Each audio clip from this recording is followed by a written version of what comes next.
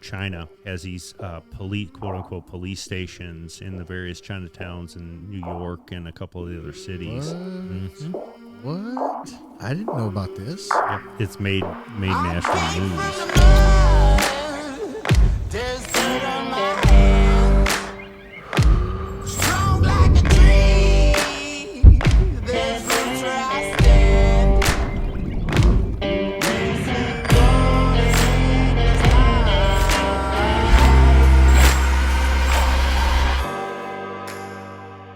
What's up, guys? I'm here to tell you this episode is brought to you by Crowd Health. Crowd Health is a new, fast-growing, tech-enabled, well-capitalized, community-powered alternative to traditional health insurance.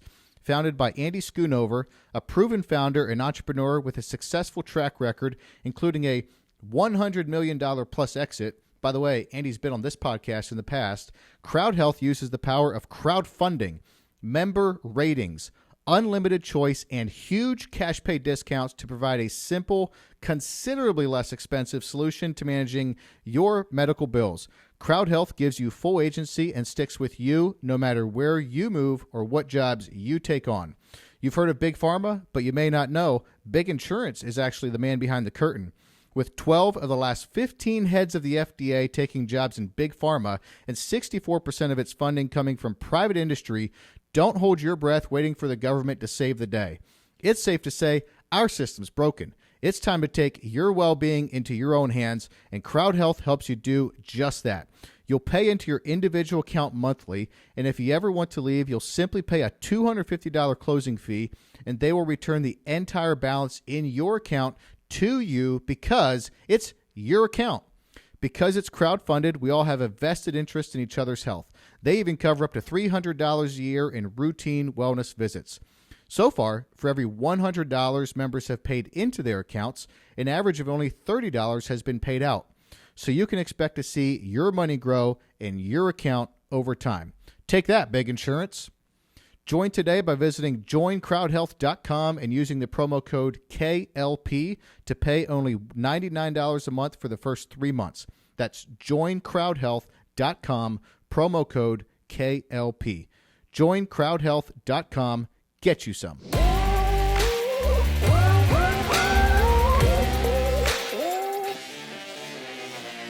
Well, thank you very much for this. No, we appreciate it. Thanks for inviting. Super stoked. I don't know why I'm so excited about this podcast.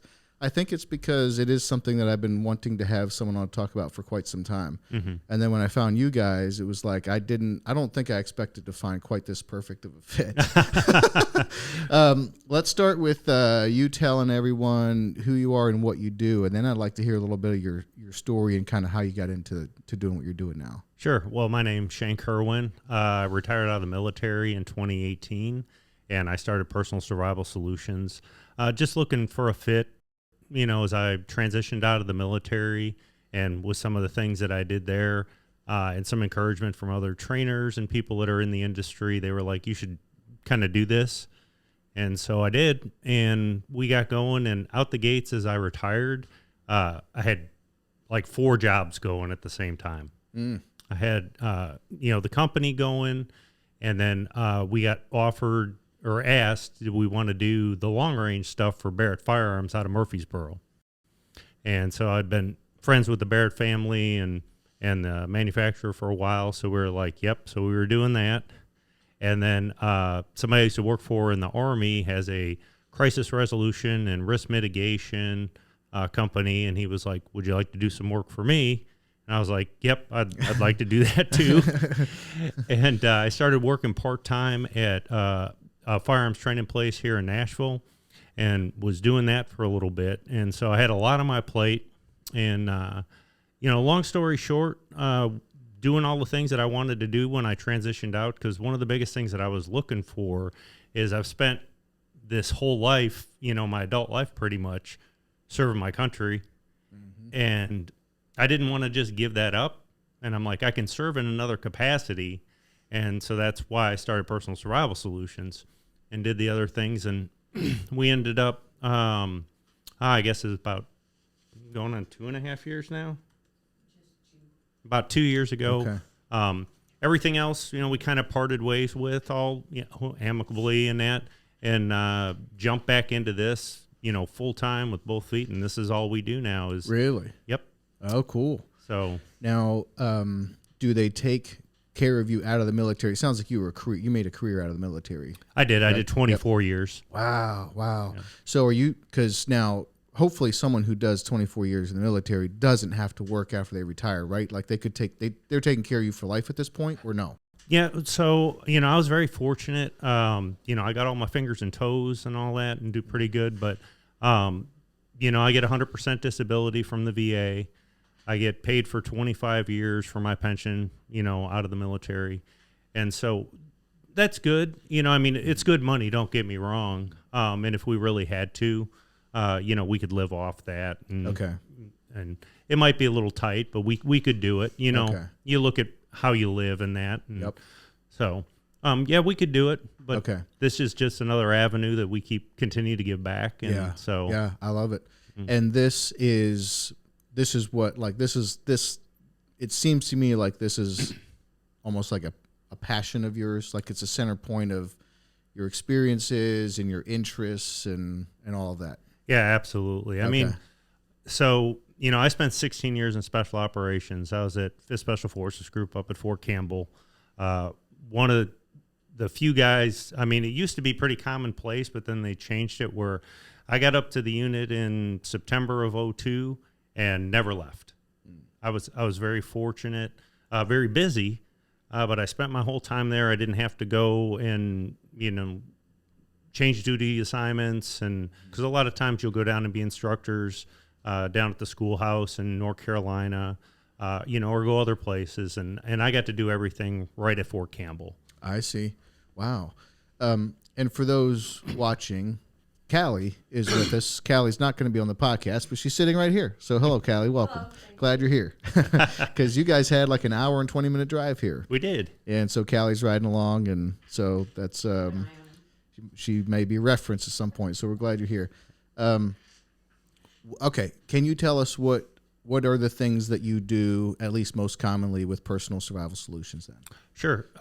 So we teach, application of firearms for protective use, from pistols, rifles, shotguns. We do a little bit of long range stuff because, I spent about 7 years as a sniper instructor in my former unit. And a lot of times that goes with preparedness as far as like in a hunting capacity. A lot of people will come and take it for that. We have medical classes. We teach less than lethal OC spray. Most people refer to it as pepper spray. And then we just recently, this last weekend, got done with, we have a class called the 3-day Armed Protective Measures. And that's kind of a little bit of everything that we do as far as going around as an armed citizen. Okay. So that would be, all right, so if someone has a concealed carry permit in Tennessee, but they want to be better prepared and have some training about how to use that, should they need it, they could come to you for 3 days. Yep, absolutely. Or they could come to some of the other classes that are, our classes for the most part, with the exception of that one, are, a 1-day format. Okay. And they're built into a series. So like for pistol, we start off with a introduction to protective pistol, which is kind of our novice shooter. It's a 6-hour class. We go through everything from starting to build a protective mindset to safety, universal safety rules, how to safely handle a gun, the fundamentals and how to employ it. We go to the range and they get to shoot a little bit. And then we come back after the conclusion of the range and we talk about disassembly of your firearm, how to clean your firearm, safe storage of your firearm, and then a little bit about the laws, in addition to, say, somebody that has a concealed carry. So that's kind of the start, and then that moves them over into, if they want to continue down that path, into covert protective pistol, which is a series of 5 classes from 1 through 4, and then covert protective pistol, applied tactics. And that's just building that system. If you're going to be an armed citizen and carry a firearm to protect yourself, protect people that you care about. Smoke it in the way, Colby. Put it on the other side. Okay. There we go. Sorry. Oh, no worries. But, because what we're looking to do is when people come in, because, one of the things when I retired and started the company was there's a lot of military guys, and nothing against them, but a lot of guys, they'll do a lot of the same things that they did in the military. So, from where I came from, special operations, a lot of that, in my opinion, for the demographic that we're looking for, the armed citizen, is not as applicable. I mean, the shooting part's the same, but the tactics and that, I looked at the demographic that I wanted to try and impact, and it's just everyday people that are carrying a gun that want to be able to protect themselves and protect the people they care about. And so that's what we've designed all the curriculum around, and that's what we focus on in our classes. And with that, because we have such a diverse group of people that come out, is I'm really big on people understanding the threats that are against them, understanding their lifestyles, where they go, what they have for a job, and then we try and build an individual protective system around them and their uniqueness. Oh, wow. Very cool. Oh, that's a great approach. Wow. So you're teaching someone who does one thing kind of something, and someone who does something completely different, maybe you're teaching them a little something different. Sure. Yeah. And ooh, I like that. Now, are you getting into that with the 3-day pistol class, or what sort of how much training would they have to be getting from you to like get that level of training? So pretty much as long as you have safe gun handling and like our first pistol class or from a reputable other place as a prerequisite, they can come into that and they get a little bit of taste of everything. Kind of breakdown with the curriculum with the 3-day would be we start off in the classroom on day one, and we talk about mindset and spectrum of awareness and ways to avoid fights and to be able to de-escalate and not get in those situations. But then if you do, how do we, what we refer to as managing unknown contacts, coming from a real good friend of mine, Craig Douglas, and a company that he has, ShivWorks, and the ShivWorks collective that they have together, which is several different guys, and managing unknown contacts, but dealing with people that come up to you, and a lot of them, hey, can I get $1? Do you got directions here? What time is it? And a lot of times that's benign, but the criminal element also understands that. And so we teach them how to deal with that. And then if we can't de-escalate that, just some very rudimentary, preemptive strikes if it's called for, pepper spray or less than lethal with OC, and then, getting into the firearm and how to employ that, and then medical, because that's one thing that we find is that the shooting classes, for the most part, they're a relatively easy sell because they're fun. People like to learn how to induce trauma, but it's as important, if not more important, to learn how to treat trauma. Sure. Because it's way more likely that, we could be driving home, or you could be going to the gym or something, and you come across a car accident or somebody that gets hurt. And so you're way more likely to use those medical skills than the gunfighting skills. But in order to have a well-rounded system, you got to learn all of it. And so we continue on with that, and then we talk a little bit about vehicle tactics and defense, so anti-carjacking, and then move into home defense and things that we can do to have a layered security in our home, early warning, ways to just be prepared overall. And is this still this is still a 3-day pistol training? That's still just the 3-day class. Right. Yeah. Okay. All right. And then we have a lot of, classes. So what that does, and when I designed it and when Callie and I put it together, a big thing that we were looking at was, and I'd been wanting to do this type of course curriculum for a long time, and just really never had the ability or the venue to do it up until recently. And I looked at it as two different things. One being somebody comes in and they take that class and they're like, yeah, this is really, really good. I'd like to spend a little bit more time. Now that I've been introduced to medical, it really interests me. And so they come out and take our Guardian Medical Essentials series, which is 2, full day classes, or, they wanted to do more pistol work or vehicle stuff or something like that. So that was one aspect of it. The other one was somebody, because, one of the things I realized early on when I started doing this, and even when I was active duty, I was doing some teaching on the armed citizen side through some various companies, is that training is expensive and it takes dedication. if you look at a course, whether it's a 1 day, 2 day, 3 day, or whatever it is people have to commit to, number one, taking the class. So that costs some money, plus having the equipment, plus having, the ammunition. They have to take a lot of times time off of work, depending. And we try and have the classes on the weekends, but like the 3 day, a lot of times they might have to take a day off of work on Friday. Is it Friday, Saturday, Sunday, or Thursday, Friday? Friday, Saturday, Sunday. Saturday, Sunday. Yep. And then if they travel from out of town, you got to think about meals and, and hotel and things like that. And so that's a big commitment for somebody. And, there's somebody out there that needs training, but doesn't have a lot of money, can't go places. And so what I was looking at with this, for the other aspect of it, was if this is the only class somebody takes, I wanted to give them a little bit of everything so they could build their protective system. And with a little bit of practice, they'd be pretty well set up. Mm-hmm. That's the 3 day. That's the 3 day. Okay. Yep. Okay. And are you comfortable giving a price range on that? Because it will probably change in time, I'm sure. Sure. But Yeah. No. For the 3 day class, when we do it locally up by Wara at Montgomery County Shooting Complex up in Southside Tennessee, it's $800 for the 3 days. Our single day classes, whether it's pistol, rifle, shotgun, or medical, any of the 8-hour day classes, those are $250. Okay. And on the 3 day, so they're bringing their pistol, of course. Mm-hmm. And how much ammo do you want them bringing?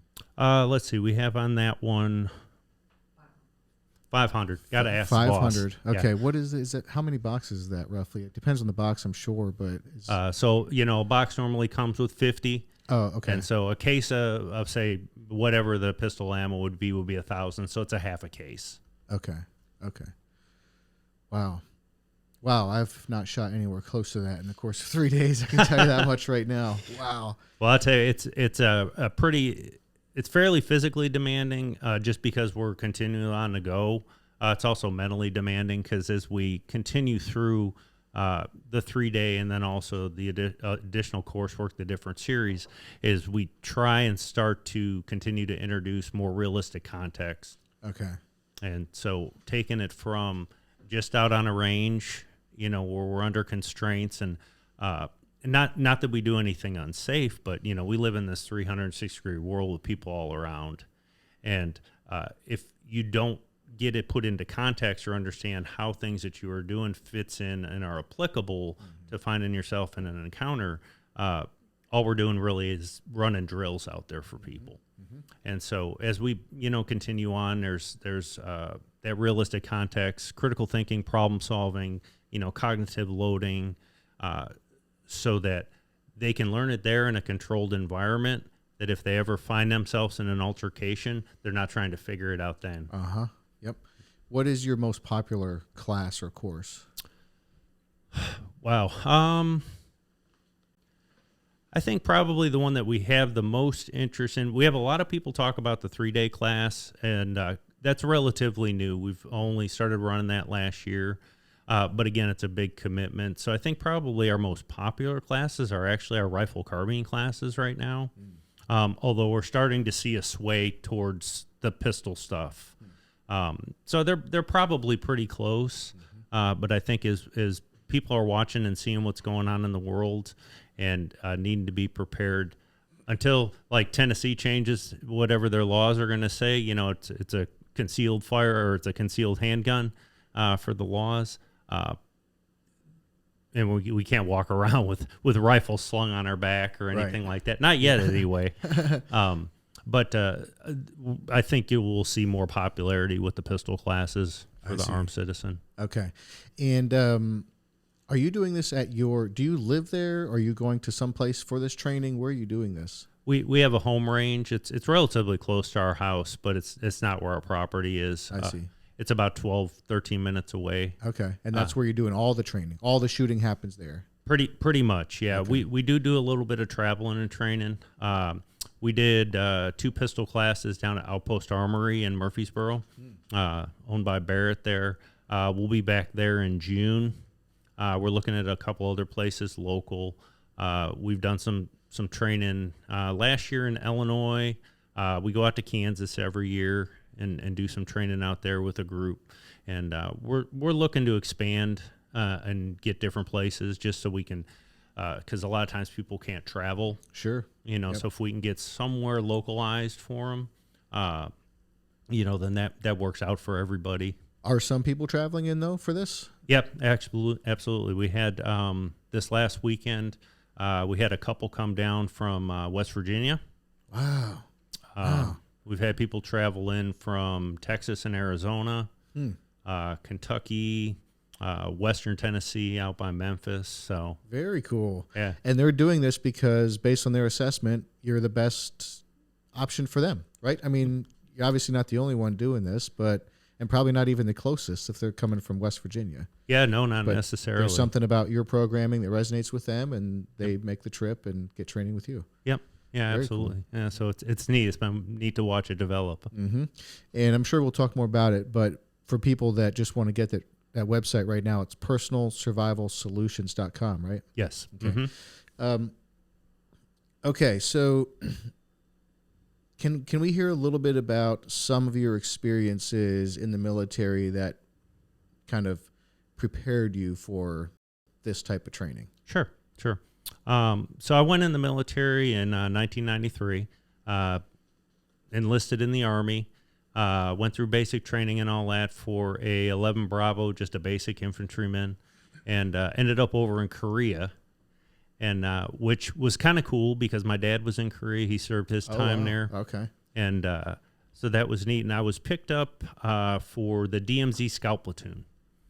And selected for that, which it wasn't much of a selection process, but oh, really? They said, they had, of course, my my file and that, and they're like, you were being, possibly selected to go to this thing, and so I did, and we were the only Americans at the time, or in a long time, doing counter-infiltration patrols against the North Koreans in the DMZ.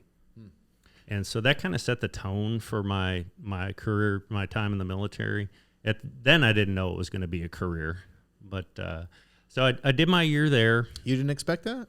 I didn't. Or you just didn't know? I just didn't really know at the time. Okay. And so, heck, I was done with my junior year of college and studying criminal justice when I decided I'm going to join the Army. Oh, wow.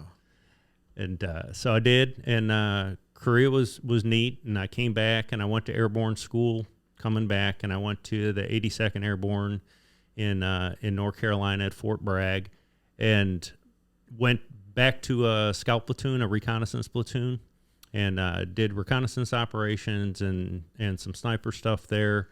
Went to Ranger School while I was there, and then had a real short break in service, and went right back to the exact same unit, exact same scout platoon, exact same team. All I did was switch positions. I went from the senior scout to the assistant team leader, and just picked right up where I left off 15 months earlier. Were you well received by the team? I was. Okay. Everybody knew me, and okay. And so they were like, "What took you so long?" Okay, cool. And so I did that, and up until '99, and I went to Special Forces Assessment and Selection, and so I did that, and that was a 3-week-long process where a lot of physical and psychological and mental testing and that go into the selection process, and was fortunate, made it through, and got selected, and got chosen because of test scores and aptitude scores and things like that to attempt to do the 18 Delta program, which is the Special Forces Medical Sergeant program. And so I went and did that. I left the 82nd, went down and signed into the Special Warfare Center, and started on that odyssey for the next about 2.5 years. And went through the medic course and all the training with Special Forces, went through language school, went through the SEER school to survive, evade, resist, escape, and then got done with all that and went to 5th Group. And so when I got to 5th Special Forces Group in September, got assigned to a team, ODA, an Operational Detachment Alpha, and they were like, well, we're going to send you down to our in-house sniper course that was going on within the unit. And so I did. I went down there, and, it was, again, another test. because they say one of the things in special forces is every day is a selection event or every day is an assessment. And so that was a 6-week long program for sniper stuff. And I did that and got done, and they sent me down, me and another guy down to Fort Bragg in December. And they said, yeah, you're going to go down and challenge the level 1 course. Well, I was so new, I didn't even know what I was going to do. And I thought I was going to some type of competition or something. And what it used to be is if you went down, it was all the gated events, all the things that pass, fail. And so it was 2 weeks, and you went down, and if you passed, you got a level 1 certificate, meaning higher level of certification for the sniper stuff. And so I was successful there, and we came back and took a little bit of Christmas vacation. And I'll never forget, we walked in, because this is all post Afghanistan. I was actually in the medic course at Fort Campbell doing my medical rotations in the hospital there when 9/11 happened. Okay. And so the unit had already been to Afghanistan and had been back. And so, we went on Christmas vacation, Christmas leave, and walked back in the team room on 5 January. They said, hey, pack all your stuff up. We're going to Kuwait and invade Iraq, or potentially invade Iraq. So we did. We packed everything up. What year was that again? That was 03. Okay. Yeah, so we left in January 03, and then spent some time in Kuwait and the build-up and everything, and then we were there and kicked off for the invasion and stayed through OIF 1. And then I rotated back for OIF 2 and OIF 3, and apparently, just because of the way the awards go, I was there spanning OIF 3 through OIF 4, so they give me another little kind of like cool little thing to stick on my uniform or whatever. But so that was a pretty busy 4.5 years. I was gone about 10 months every year between deployments downrange for OIF, coming back and doing individual schools and team training, and then going right back into the sandbox and doing deployments. So I was getting kind of wore out. And that sniper school that I went to originally, when I got to the unit, I went down and talked to them, and they'd never had a medic who was also sniper qualified as an instructor. So we were able to talk through the chain of command and that. And I ended up down there as a sniper instructor. So got to teach there, got to also interact with the different unit members that were coming back that, they're doing OIF rotations, and talk to them and continue to build the program. And so I spent quite a bit of time down there. And where is this again? It's up at Fort Campbell. Yeah, okay. Yep. So at the time, it was the 5th Special Forces Group SOTIC Committee, which stood for the Special Operations Target Interdiction Course, which is just a real fancy word for sniper stuff. Mm-hmm. Now they call it SIFSIC Level 2, which is the Special Forces Sniper Course. And so I was a regular instructor, just a general instructor there. I ended up being the senior cadre, and for a little bit, they let me run the whole course. And so that was pretty neat. We were able to implement some things there, coming back from different deployments, and lengthen the course to 7 weeks, and really continue to give back there. And then during that time, as I was teaching at the course, I also got approached and asked to do some teaching with armed citizens on the civilian side, if you will. I'm very, very cautious when I say that, because when I retired and I referred to people that weren't in the military as civilians, I got some dirty looks. And from civilians? Yeah. Oh, yeah? Because I guess it's a derogatory term to some people. Okay. As in they're just a civilian? Yeah, which it just differentiates between the military, somebody that's in the military and somebody that hasn't been. But right. But I started referring to people as armed citizens, and it made a big difference. As in they got less offended? Yeah. They were... they thought that was really cool. Okay. And I'm like, but it's a very applicable term, sure. for people that come to our classes, because you've made the decision. Number one, you're a citizen of the United States. Now you've chosen to take on the responsibility to arm yourself and get training and practice with it and take the responsibility of, protecting yourself and the people that you care about, be a good member of community. I'm like, so you're really an armed citizen. Uh-huh. And that really means something. Yep. And, wow. Good grief. You have so much experience. I got a little bit here and there. A little bit, yeah. Do you miss it? I was actually on post today, and I went by my old unit, just driving by, and I miss the team. I miss the guys. I don't miss it overall. Okay. The politics and the Army in general, and we're close enough, that we're still around it. We don't live too far away. But I've been, in September I'll be retired 5 years. And it's a young man's game. I'm not young anymore, so I leave it to them. I, keep up on this stuff. But it was a chapter in my life, and it got me to where I am now. But it doesn't define who I am. It's just part of my life and who I was. That makes sense. And at what point in this journey did the two of you meet? Actually, I was in the process of retiring when, right before, what's that? Yeah, right before I was retiring, but towards the end of my military career is when we met. Okay, wonderful. Yeah. What did you learn as a sniper that you didn't expect to learn going in? Or maybe, I guess what I'm real curious about is, like, how does a sniper look at the world differently than people who are not snipers? Well, I think, a lot of times people misunderstand the whole sniper community as far as like what their job is. We see a lot of things where, whether it's in movies or televisions or even documentaries, that shooting is the big thing with being a sniper. And don't get me wrong, that's part of it. But you're intelligence gatherers.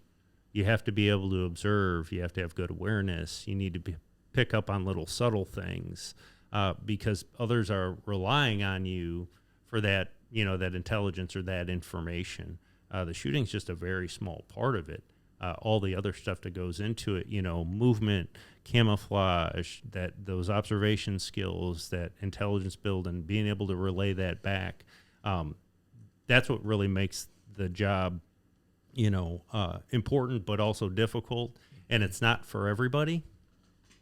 Because it's, like I said, it's not just the shooting part. That's a big part that makes, or a small part that makes up a lot of other things, And so, but I think like the observation part and I think is important, and it helps with awareness and things with what we do now, between that and the other things that I did while I was in the military and doing it, concurrently while I was in the military on the armed citizen side, because I was doing that. While I was teaching the sniper stuff, and then I was also teaching medical and pistol shooting and rifle shooting on the armed citizen side. So that mindset, awareness, all those things transfer over, and which is just really neat, to be able to impart that on people.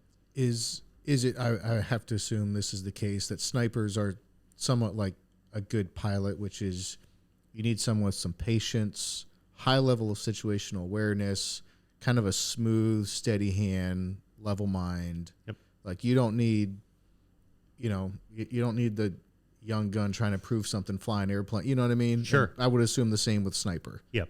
Okay. There's certain attributes that they look for in it when you open up any sniper manual, whether it's an Army sniper manual from the conventional side or special operations or the Marine Corps, sniper manuals. In the front, they have certain attributes that they're looking for. And now, granted, they're not going to fulfill all those, or just because you don't have them doesn't mean that, you can't go into that job, but they're attributes that they've seen that lead people to success. That, patience, maturity, good physical fitness, ability to critical think, higher intelligence, ability to work alone or in small teams, all these things that, that lead to good snipers. And so, yeah, you're absolutely right. I mean, there's a time and a place for guys or personalities for guys that are the door kickers and CQB and blowing stuff up. That's all part of it. most of the time it doesn't transfer over to that patience and ability for the sniper to lay out there for, multiple days and gather intelligence and may or may not get to shoot or, and bugs are crawling on you and you're cold and you're hungry and all that. Yeah. If you're somebody that's amped up all the time, might not be the profession for you. Okay. Yeah, that makes sense. So I wanted to sort of have kind of three main buckets here for conversation. I want to talk about personal defense, just out and about, and then also home defense. Sure. And then third, kind of general preparedness. Mm-hmm. And Cal and I were exchanging, info, and I emailed you, and I let her know that this is something I was wanting to. This conversation is something I've been wanting to have for some time. And then a week ago, Friday, was that just a week ago? Or was it 2 weeks ago? It was 2 weeks ago. 2 weeks ago, Friday, power's out. And, man, one of my friends in Whites Creek, the power was out Friday noon until either Monday night or Tuesday. Crazy long. Yeah. I thought it was bad when the power went out here late afternoon and came back on at 9 o'clock Friday night or 9:30. But I think it was also something about being home alone. My wife was gone. My two oldest sons were gone. I'm here. The kids are, and also I think it was just the state of mind I was in too. I was like, sometimes it's easy to get a little distraught about the direction of the world and even this country, and all of that was happening all at the same time that the power was out. Mm-hmm. And I was sitting in the backyard in the chair, and I just, every time the power goes out, first of all, I realize how unprepared I am. Mm-hmm. That's happened every single time the power's going out.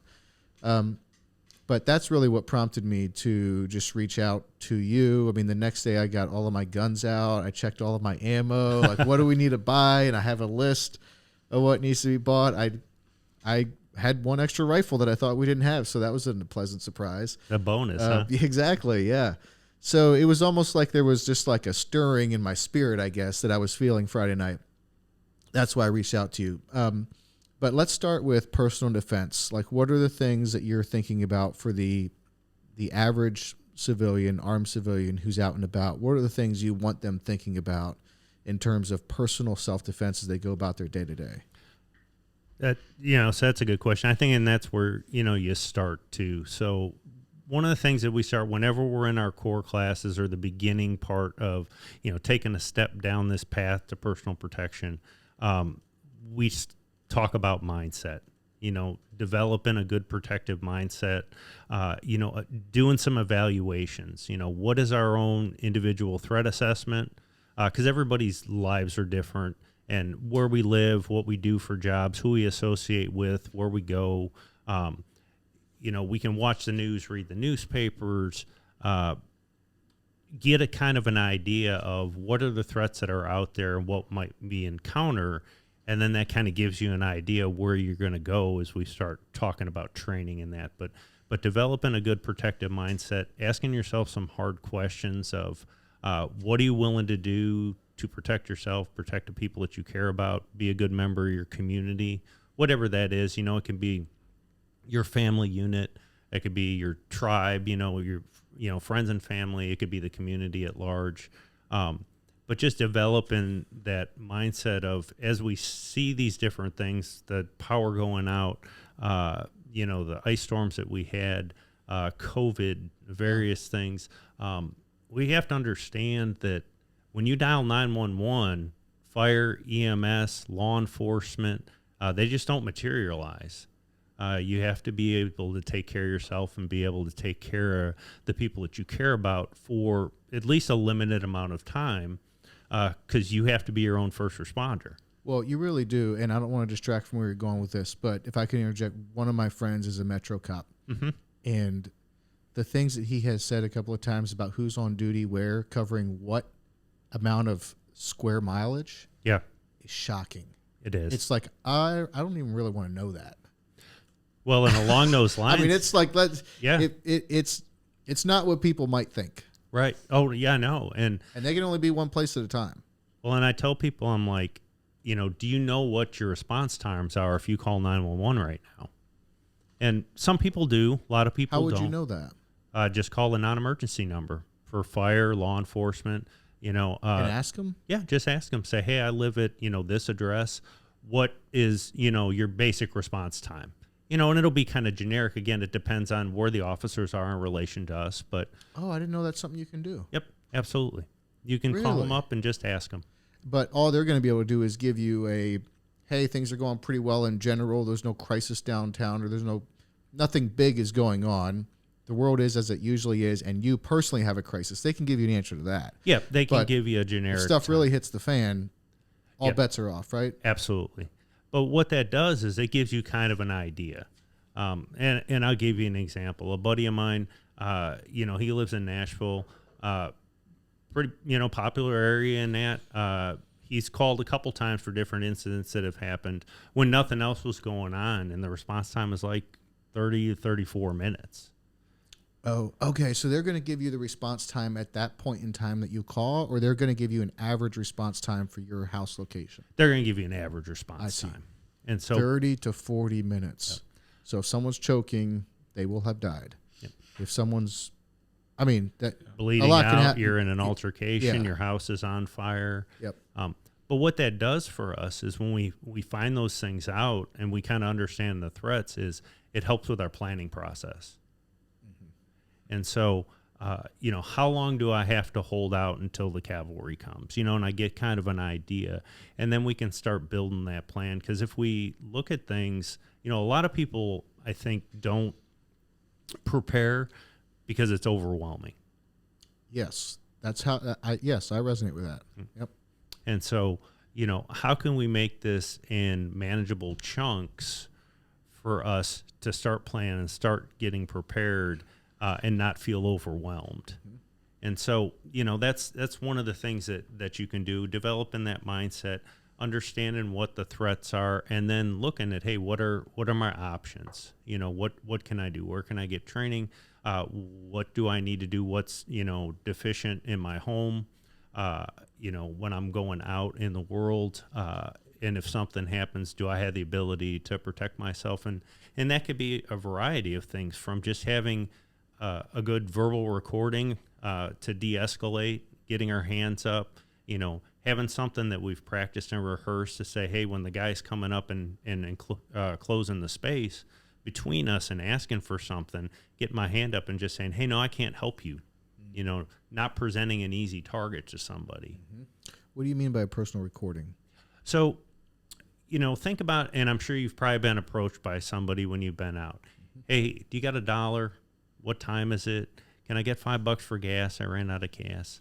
Like I said, most of the time when people approach us like that, or they encroach on our space, they just want $1. They want to know the time. But the criminal element also knows this.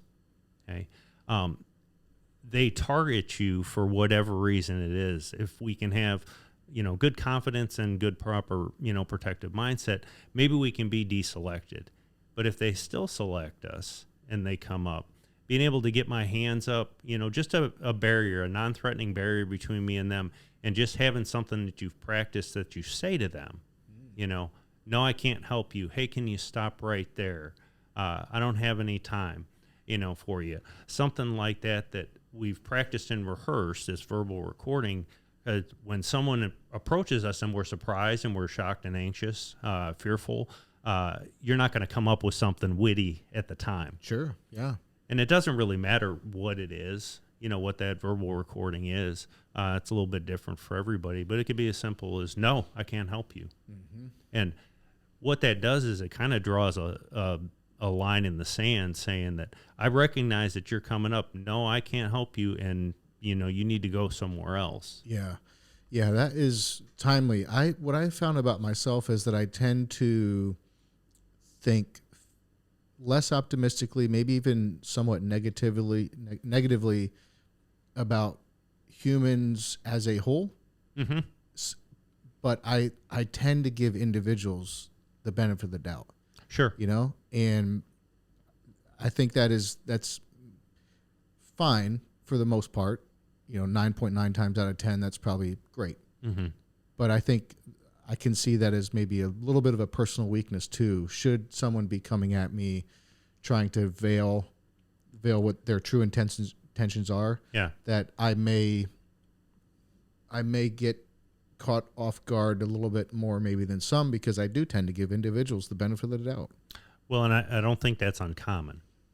So, and again, I keep coming back to developing that good protective mindset.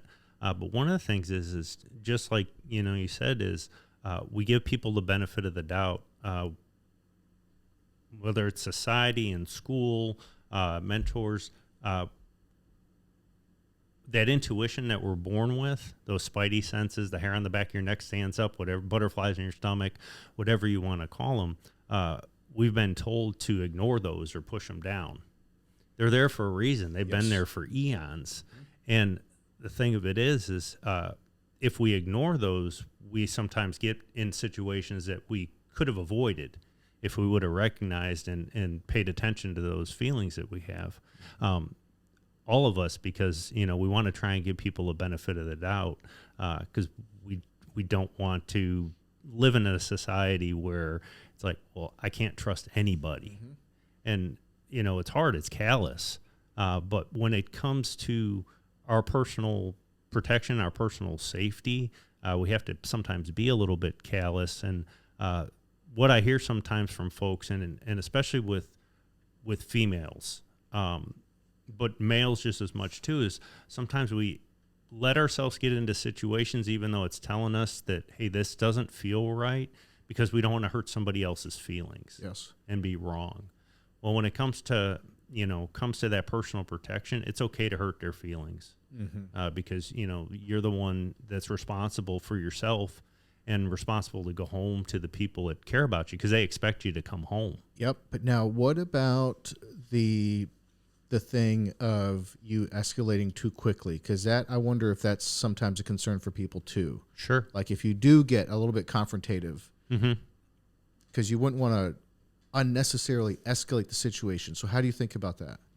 Well, so, part of it is study and part of it is training and practice. One of the things that we talk about in classes is understand the criminal paradigm or the criminal element that's out there. How fights happen, these pre-assault cues, things that will show that, hey, this is getting ready to kick off. I need to be able to recognize them because they're there regardless. If you ever watch, a YouTube video or something, or like the knockout game that you see, if you watch the people that are getting ready to punch, there's indicators that they're getting ready to throw that punch, for example. So those are things, though, we have to be able to see and recognize them, number one, so we can protect ourselves. But at the end of the day, number two, if we do protect ourselves, we have to be able to articulate our actions and why we did what we did if we end up in a court of law or if law enforcement shows up. Yeah. And that's whether, I talk forcefully to somebody and maybe hurt their feelings, or it escalates and I preemptively strike and punch them in the nose or whatever the case may be, or I pull a firearm out or OC spray and have to use it. I break things down between the pre-fight, the fight, and the post-fight. Pre-fight is going and doing training and practice and all those things so that if we find ourselves in an altercation, whatever that altercation is, that we come out on top and we get to go home to the people that we care that care about us. The post-fight, which is it's as important, if not more important, is after we do that action, law enforcement shows up or they're called. Can you articulate why you did what you did? Can we prove that, hey, I was in the right because they met this preamble, whatever it is, for the actions that I took, and that anybody else listening, a jury, go, I would have done the same thing. Mm-hmm. Being able to live with yourself, your family live with you for the actions that you've taken. If we get sued, how is that going to, how are we going to deal with that? So when we're building this protective package, it's not just the physical stuff, it's the mental aspect at the beginning, building the right mindset, having the physical aspect of it to be able to do the things that we need to do, and then be able to articulate on the post aspect of it of, hey, I did this, but this is why I did this. Yeah. But in the moment, you want people trusting their instinct, right? In the moment, you really don't have time to think about how you're going to explain this to a jury. Right. But we can do that in the training portion. That's why the training's important, Yep. so that you can sort of follow your instinct in the moment. Absolutely. Okay. So like if you go, and you get your handgun carry permit or your concealed permit, depending on which one you get here in the state of Tennessee, they teach you the laws. Okay. What is the preamble for me to be able to draw my gun out and use it for, deadly force, means, intent, and ability. Playing that what if game, if they do this, I'm going to do this, and kind of working out that action plan prior to thinking about these moral and ethical decisions that you have to make before you find yourself in the incident, so that that when it's time to act with instinct through training and practice, that you're in the right. Yeah. And, and that's an important aspect of it. Like I said, it's just not shooting, or it's just not learning to punch and kick. Yep. It's all these other things that go along with it. Yeah, there was 2 instances that happened recently in Nashville. One was in Green Hills, of all places, which Green Hills is like a really kind of more expensive part of Nashville. Yeah. And there was a lady jogging, I think in her low 20s at like 11 p.m., and she had headphones in, which is like, that's probably not a good idea, right? It's dark at 11. That's to it. jog by yourself with headphones in is probably not good. No. So there was an altercation there. She wound up, I think they tried to rob her, and she wound up getting away, but she got shot in the leg or something. She escaped with her life, thankfully. Mm-hmm. But the one this was very close to home. So it was very close to here. It was in the afternoon. There was a young mom pushing her baby in a stroller out on a jog.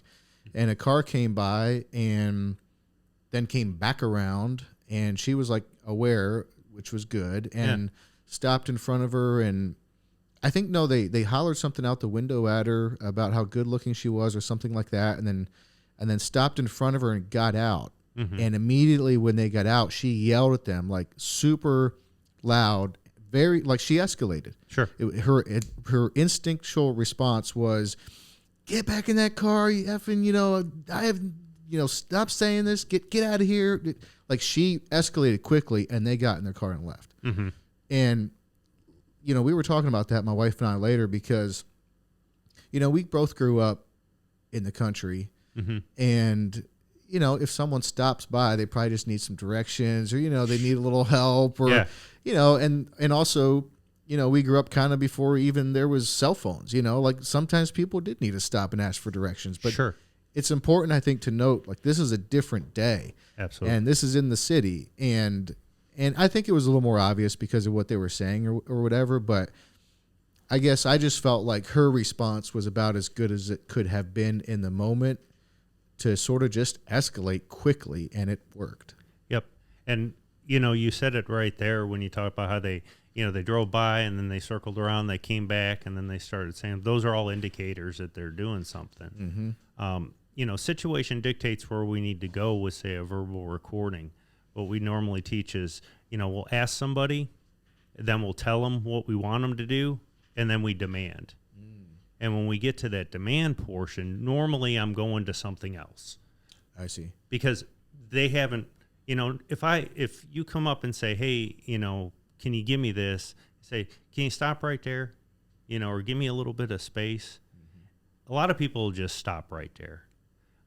If they keep coming, and now I tell you, I need you to stop right there, and I, get more aggressive and I elevate my voice. Hopefully they stop there. But if they don't and they continue to come, well, now I've asked you and I've told you, and now I'm going to demand what I want you to do. My voice is going to be extremely raised. I'm going to be aggressive. But I know that the other stuff isn't working, and this probably isn't either. So I'm going to something else, whether it's a preemptive strike if you know how to do that, a less than lethal, pepper spray is a great thing with a little bit of training. Because it dissuades a large percentage of the population, or if it gets lethal and the preamble for that is met, then, go into a firearm. And then at any time, too, if we can disengage, that's ideal also. Get out of there. But going back to your example, sometimes the situation dictates where we got to go 0 to 100 right away. And it sounded like that was the perfect approach for her, because as we raise our voice too, when she's out, what does it do? It draws attention to Exactly. her, Yeah. you know. What are the tools, I guess, that people can be thinking about for personal self-defense? I have our oldest will be 13 this summer, and he's fit and healthy and runs around the neighborhood. And a lot of times his brother are with him too, and they're with friends. Mm-hmm. So we don't let them like run around by themselves. Sure. And certainly not after dark. But I got him I just went on Amazon and got him like a personal, I don't know much about this stuff, so I literally just Googled like personal self-defense knife. Mm-hmm. So I got him this little knife with a sheath that he can like strap to his ankle or have on him. Mm-hmm. So a knife would be a thing. You mentioned pepper spray, and then of course there's the concealed carry. Are there other things that people can be thinking about to have in their vehicle or on them should that be needed? Well, I think, a big one, because one of the things, going to your example there with a knife, a lot of people look at a knife as, it's good for personal protection, but that is a lethal force, implement. So you can't just cut somebody a little bit, just like you can't just shoot somebody a little bit. Right. So just, people need to keep that in mind. My big things when we're talking in classes and we're building that individual protective system is, awareness, good mindset, having your cell phone, know when it's appropriate to call 911, letting people know where you're at, maybe pinging your location. Then it goes into having some sort of less than lethal option. Pepper spray, OC spray seems to be the go-to. What is OC spray? That's the actual name for pepper spray. Okay. Oleoresin capsaicin. It's the active ingredient in pepper. Everybody just calls it pepper spray or mace. Because it works on, about 85 to 90% of the population with no detrimental effects to them. They might think that they can't breathe or they're never going to breathe again or go blind or that they're going to die, but it wears off in 30 to 60 minutes. Okay. Now, are you saying there's a 10 to 15% of the population that it doesn't have much of an effect with? Well, there's some folks that it don't. There's a very small percentage of people that it just doesn't have an effect on. There are some people in excited delirium, certain mental disorders, or people that are on certain drugs that it doesn't have that effect on. But the large majority of people that you would use it on, it'll work. Okay. If someone's on PCP, would that be one where it wouldn't have much an effect on? Yeah, it doesn't have much effect on them. Okay. And so, with that, all these things that we carry on us, and then as we go up, edge weapons, which would be lethal force. Less than lethal, an example would be a baton, expandable or non. Here in the state of Tennessee, you can carry a baton. You just need a 4-hour certifying class. Really? Mm-hmm. Expandable or non? Mm-hmm. You have to have, wow. That's interesting, because then the question is, what defines a baton? Like, can you carry a stick?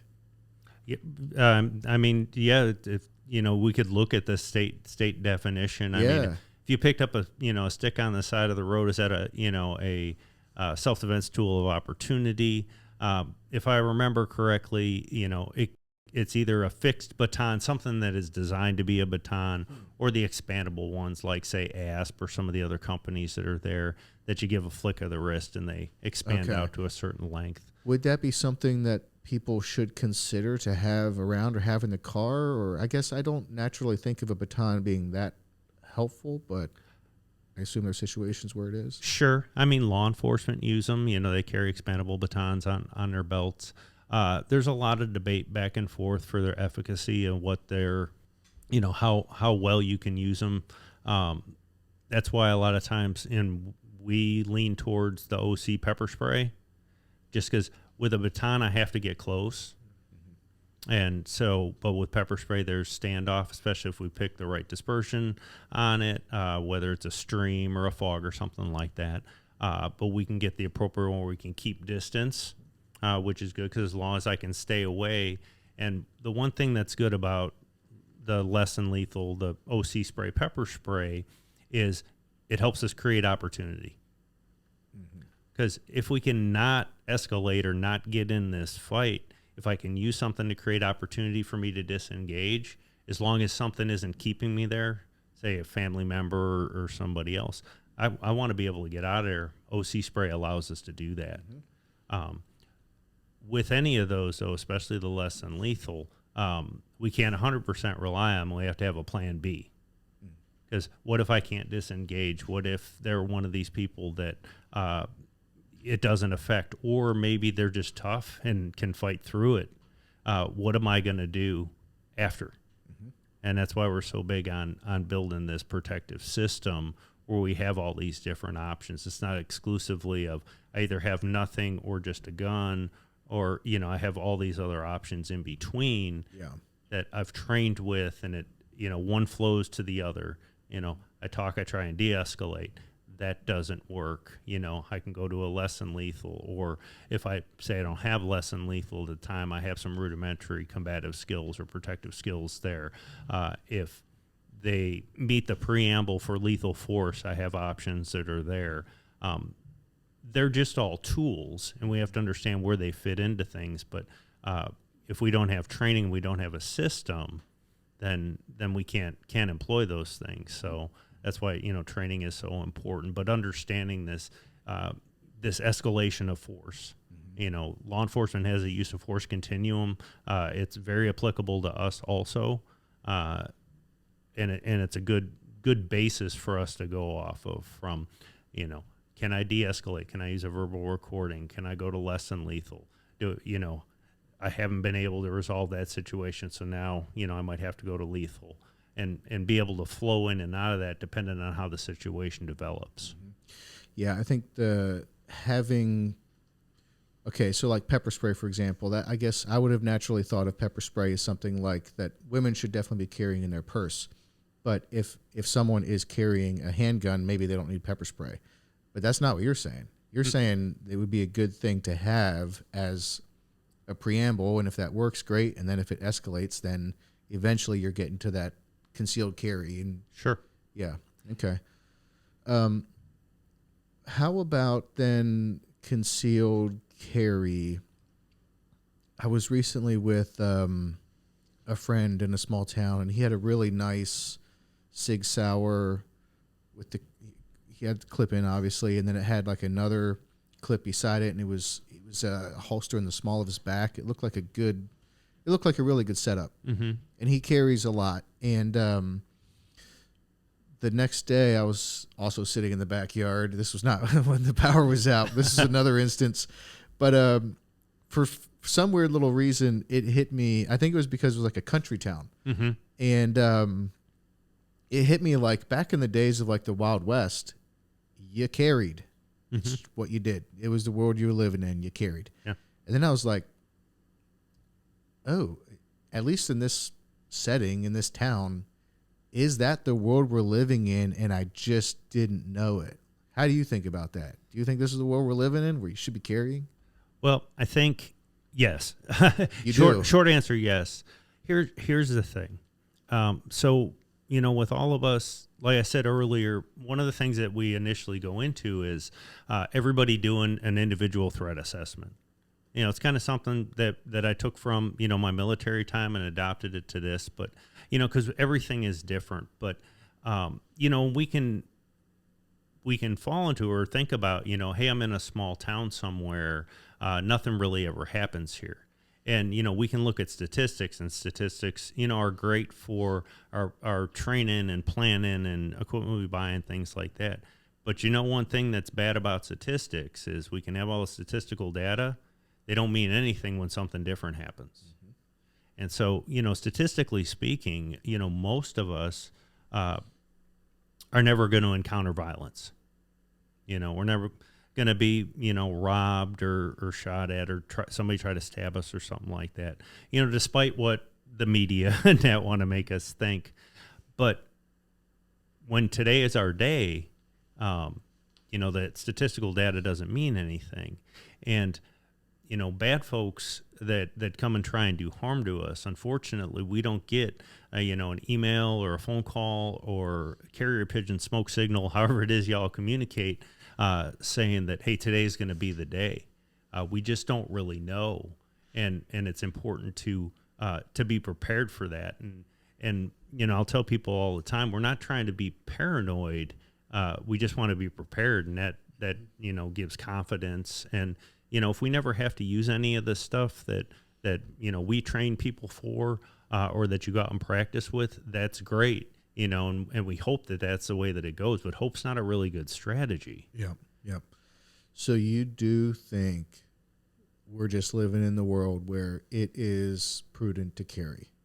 I think it's important if you take the responsibility of the people that you care about and yourself, which that's a big thing too. I think it's important. You have to have a way to protect yourself. Mm-hmm. Yeah, it seems to me, at least, this is one area where I think it was also different in upstate New York. I do think less people carried in upstate New York. Sure. Where I'm from, and then more people carry here in Tennessee. And but people conceal their carry, and so you don't see everyone who's out carrying a gun around. Sure. And I've not been in the military, and there's like a zillion things you need to be focused on in life, and it's just, I think it's just one of those things where it hasn't been that top of mind. And then I have, though, more recently bumped into more people that are carrying. And I don't think they've started to carry. They've just been carrying, and I didn't even know it. Sure. I'm realizing more people are carrying. Yeah. And then after that experience in this small town, and just thinking, wow, what if actually the world we are living in, and you should be carrying, and I just haven't caught on to that yet. That's not something I want to be late to the party about. Sure. About knowing, you know what I mean? Yeah. So, so you would suggest that if people are at least willing or up for it, that they should be carrying or have one with them or in the car? So, I highly encourage people, if you're serious about, your personal protection and taking care of the people that you care about, a firearm is a good option, but building a system, and with that, getting training. Because, in the state of Tennessee here, we've got some pretty good gun laws across the board, but we've got the handgun carry permit. We've got the concealed carry permit. It's an open carry state. We have permitless carry now recently. And those are all great things. But just because you can strap a gun on because you're of age and you can legally do it doesn't necessarily mean you should do it. You've got to have some training with it. And, we're big advocates of that. Knowing when, you can employ a firearm to protect yourself, protect people, around you, where all the laws, to keep you in the right. Because like I said, you also have to think about that post-fight part, that if you did use this firearm, and I still come out on top, but I end up in prison, for 20 or 25 years, did I really win? Yeah. And so we think, and we're advocates of training. We think that's extremely important. But if you take that step down the path of personal protection, then we think a gun is a big part of that, in addition to the other things that we've talked about, getting good training, going and practicing, and having it on you. A lot of times people say, well, the gun, it's uncomfortable, and I only carry it if I think I'm going to need it. And my response to that is it's not supposed to be comfortable. It's supposed to be comforting. And the second thing is, if I know that I was going to need it, I'm not going to go to where where that's going to happen. I'm going to stay home, or I'm going to take a bunch of my former Special Forces brothers with me, and maybe a tank or something. Because we don't get to choose the time and the place. Yeah. Really Anything else you want to say in terms of personal self-defense? I think just like I keep circling back to here is, develop a good mindset, develop a system, get some training, and then, once you get a little bit of training, dedicate a little bit of time to practice every once in a while. Okay. Yep. Kobe, I hate to do this, but I have to pee real bad. Can we edit it later? Okay. Sure. All right. Yeah. And we're back. Okay. Home defense. Mm-hmm. What do you think about how do you think about home defense? What are the pieces that should be in play? So when I look at home defense, I look at it as a layered approach. Starting out at wherever your property line is, or, in this case, like we're here, the street, and working in. Because just like when we're, out and about in our day-to-day, we want to have confidence. We want to have a good spectrum of awareness, or what a lot of people call situational awareness, looking around, head up, things that we could be deselected, because criminals are looking for an easy target most of the time. There's a small percentage that they don't really care, but by and large, they're looking for an easy target. It's the same thing when we start talking about home defense. So, if I can have layered security, early warning, make them select somewhere else, whether you like your neighbors or not, if I could have them go to my neighbor's house and not break into my place, that I'm all for that. Whether you have signs in that, that's all dependent on where you live, because again, we do that analysis. But like I'll say for us, for example, our house sits way back up the road. We live in a rural area, but it starts at the street, and we have a driveway alarm, set up far enough that if somebody comes and turns around in the driveway, it's not setting it off. Okay. But we know when somebody's coming up the driveway. It's like a ding or something. Yep. Bell? Yeah, it's just like a doorbell. It breaks a beam, an IR sensor beam, and puts a chime off in the house. So we have that. We have cameras outside the house. We have motion sensor lights. Security systems. We have the signs that say ADT or Simply Safe or whatever it is. All these things that can kind of be a deterrent for somebody that might want to encroach into the house or try and break into the house, going, that's a little bit more effort than I want to put into it, and I'm going to go somewhere else. The motion sensor lights, at night, if somebody comes up, they hit the motion sensor light, it lights things up. They don't want to be seen if they're trying to break in. Mm-hmm. Particularly if you have the security cameras. And just to touch on that, when I was a kid, for some reason, this was like one of our favorite things to do with my cousins. This was before we could drive. We were probably like 14 or 15. Mm-hmm. And I had a cousin in Indiana and I had one in Pennsylvania. And the three of us were roughly the same age. And every time we were together at one of those places, we couldn't drive. But they had friends or people they knew within, you could walk there. Mm-hmm. And it took a little time sometimes. I mean, I think there was one point we were walking like a mile or two to sneak up on some of these friends. But for whatever reason, we like to sneak up on people and peek in the windows, and it's just a dumb thing you do when you're 14 back in the 90s. Sure. But the two things that were the worst were dogs and motion sensor lights. Yep. It was like if the buddies had motion sensor lights or dogs, it was going to be a rough night. Otherwise, dude, you could literally walk up to someone's house and peek in windows, and they would never know. Yeah. Never know you were there. It's ridiculously easy. And this was kind of before, like, everyone had a security camera, but Sure. motion sensor lights and dogs were a pain in the butt. Yep, and dogs are a part of it too, and it doesn't really matter what they are. They could be a trained, attack canine, or as long as it's a noisemaker. Mm-hmm. It's something. Motion sensor lights are going on. You hear the cameras, make a sound that pick on the dog is barking. You see that there's a sign there that says they got ADT security or whatever the case may be. That's all deterrence that says, hey, I maybe want to go somewhere else, or as a kid, not peek in the window because I'm going to get caught. Yeah. In this case, it's just getting caught by, Yeah. law enforcement or maybe the homeowner. But, so we do all those things to try and keep them from wanting to get into the home.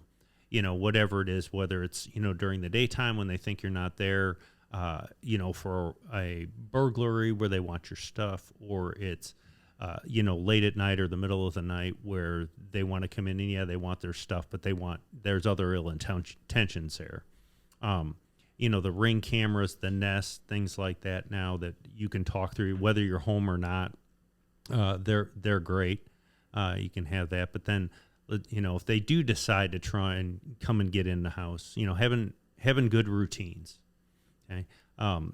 when I was in the military, they spent a lot of time and effort and money to train us to do a lot of things. Well, one of them was, lock picking and surreptitious entry and how to get into places. And, so we learned how to be criminals, essentially.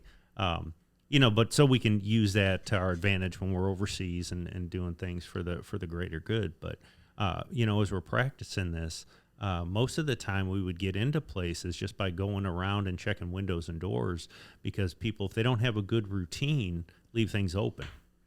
Yes. And I remember from personal experience, it is surprising how many people leave windows unlocked. Mm-hmm. Yep. And, because especially like second floor windows, so they're like, well, it's the second floor, I can leave it open, or unlocked. But then they have a ladder leaning up against their, garage or, their barn in the back or whatever. Well, I can get in, I throw the ladder up against the house and climb in the window, or I walk around back and they leave the sliding back door open all the time, open it up, and now I'm in the house. So, having a good routine where, if we're in the house or just like when we're out of the house, make sure everything's locked up. And now I'm not saying, it's a nice summer day, you turn the air conditioning and heat off, you open up the windows because you're home, and you have these other things, you've got your dogs Sure. and alarms and cameras and things like that. But because you still got to live your life. At the end of the day, we still got to live our lives. Prepared, not paranoid.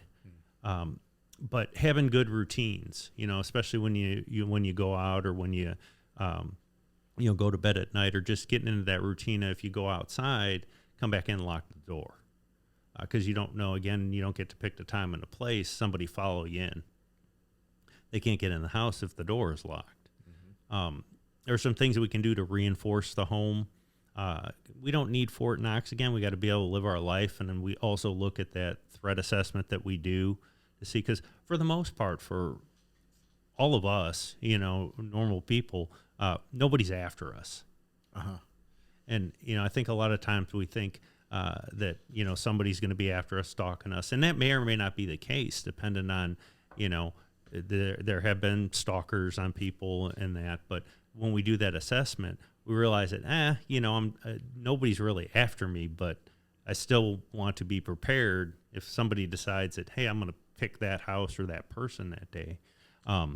So, having good quality locks, windows are an easy way into a house. It's easy to break. We could have super high quality locks and doors, but if we got windows, simple things like 3M security film, you can get off Amazon. Goes over your windows, turns it into safety glass. Oh. Is a cheap and easy fix. You cover the whole window with it? Yep. Do you give them the windows? No, I'm sure they just send you a sheet of it, and then you cut out what you need and put it on the window? You can get it in a roll, different sizes, different lengths of the rolls. Then you just cut it out. You put it on the glass, and it pretty much turns it into safety glass. So again, we want to think of things like response times. How long do I need to be secure here before the cavalry comes? Law enforcement, fire, EMS, things like that. We can do that. We can change the screws out in the doors, like around where the locking mechanisms are and where the hinges are. Because if you ever look at how a door or how a house is built, all the screws are about that big. Yeah, you're right. And so, it's a real simple fix. I can pull out, especially where the locking mechanisms are on the door, but the hinges also, pull those out and put a, 2.5 or 3 inch screw so it goes into the frame. Mm-hmm. You don't have to have super high quality, security locks, but you do want a security type of lock. Kwikset and Schlage are the two main ones that are out there. They both make security locks that don't cost that much money. And I'm not worried about people picking locks into my home. I'm worried about just a good deadbolt that's in my house. Then, an alarm system that goes along with that, whether it's a, Wi-Fi based system, a wireless system, a hardwired system, doesn't really matter. Again, having sensors on all the doors and windows, arming that system. A lot of people have security systems and they're like, well, yeah, I have a security system. It helps knock off on my homeowner's insurance and all that. but they never turned it on. Using that, building that into the routine that, hey, I'm in the house, everything's locked up, security system's on. When I leave, everything's locked up, security system's on. If they get past all that and they get in the house, having a plan of action, having a safe room, designated area. A lot of times people will designate their master bedroom. Now, again, everybody's situation is a little bit different. You've got kids. I'm sure they're probably all over the place. They don't sleep in the same room. So something you have to think about. You could make the master bedroom your safe room, but if the kids are everywhere else, it kind of defeats the purpose. But having those plans and rehearsing those plans, I don't know how your house is laid out, but just say, for example, your master bedroom's on the main and the kids are all upstairs, having a talk with them and going, hey, if something happens, you hear the alarm system or I holler out, whatever we deemed as this code word, whatever, the oldest one grabs the kids, puts them all in one room, locks the door, and, barricades the door. Okay. Yeah. Appropriate time to call 911. Going through the house, going through a structure by yourself, or even, as partners, you and your wife, can be a pretty dangerous thing. Now, again, with kids, or somebody that is somewhere else in the house, we might have to do that to get between the threat and the people we care about. But if we cannot do that and have a good plan where we can have ourselves locked down for an appropriate amount of time until law enforcement can respond, that's ideally what we want to do.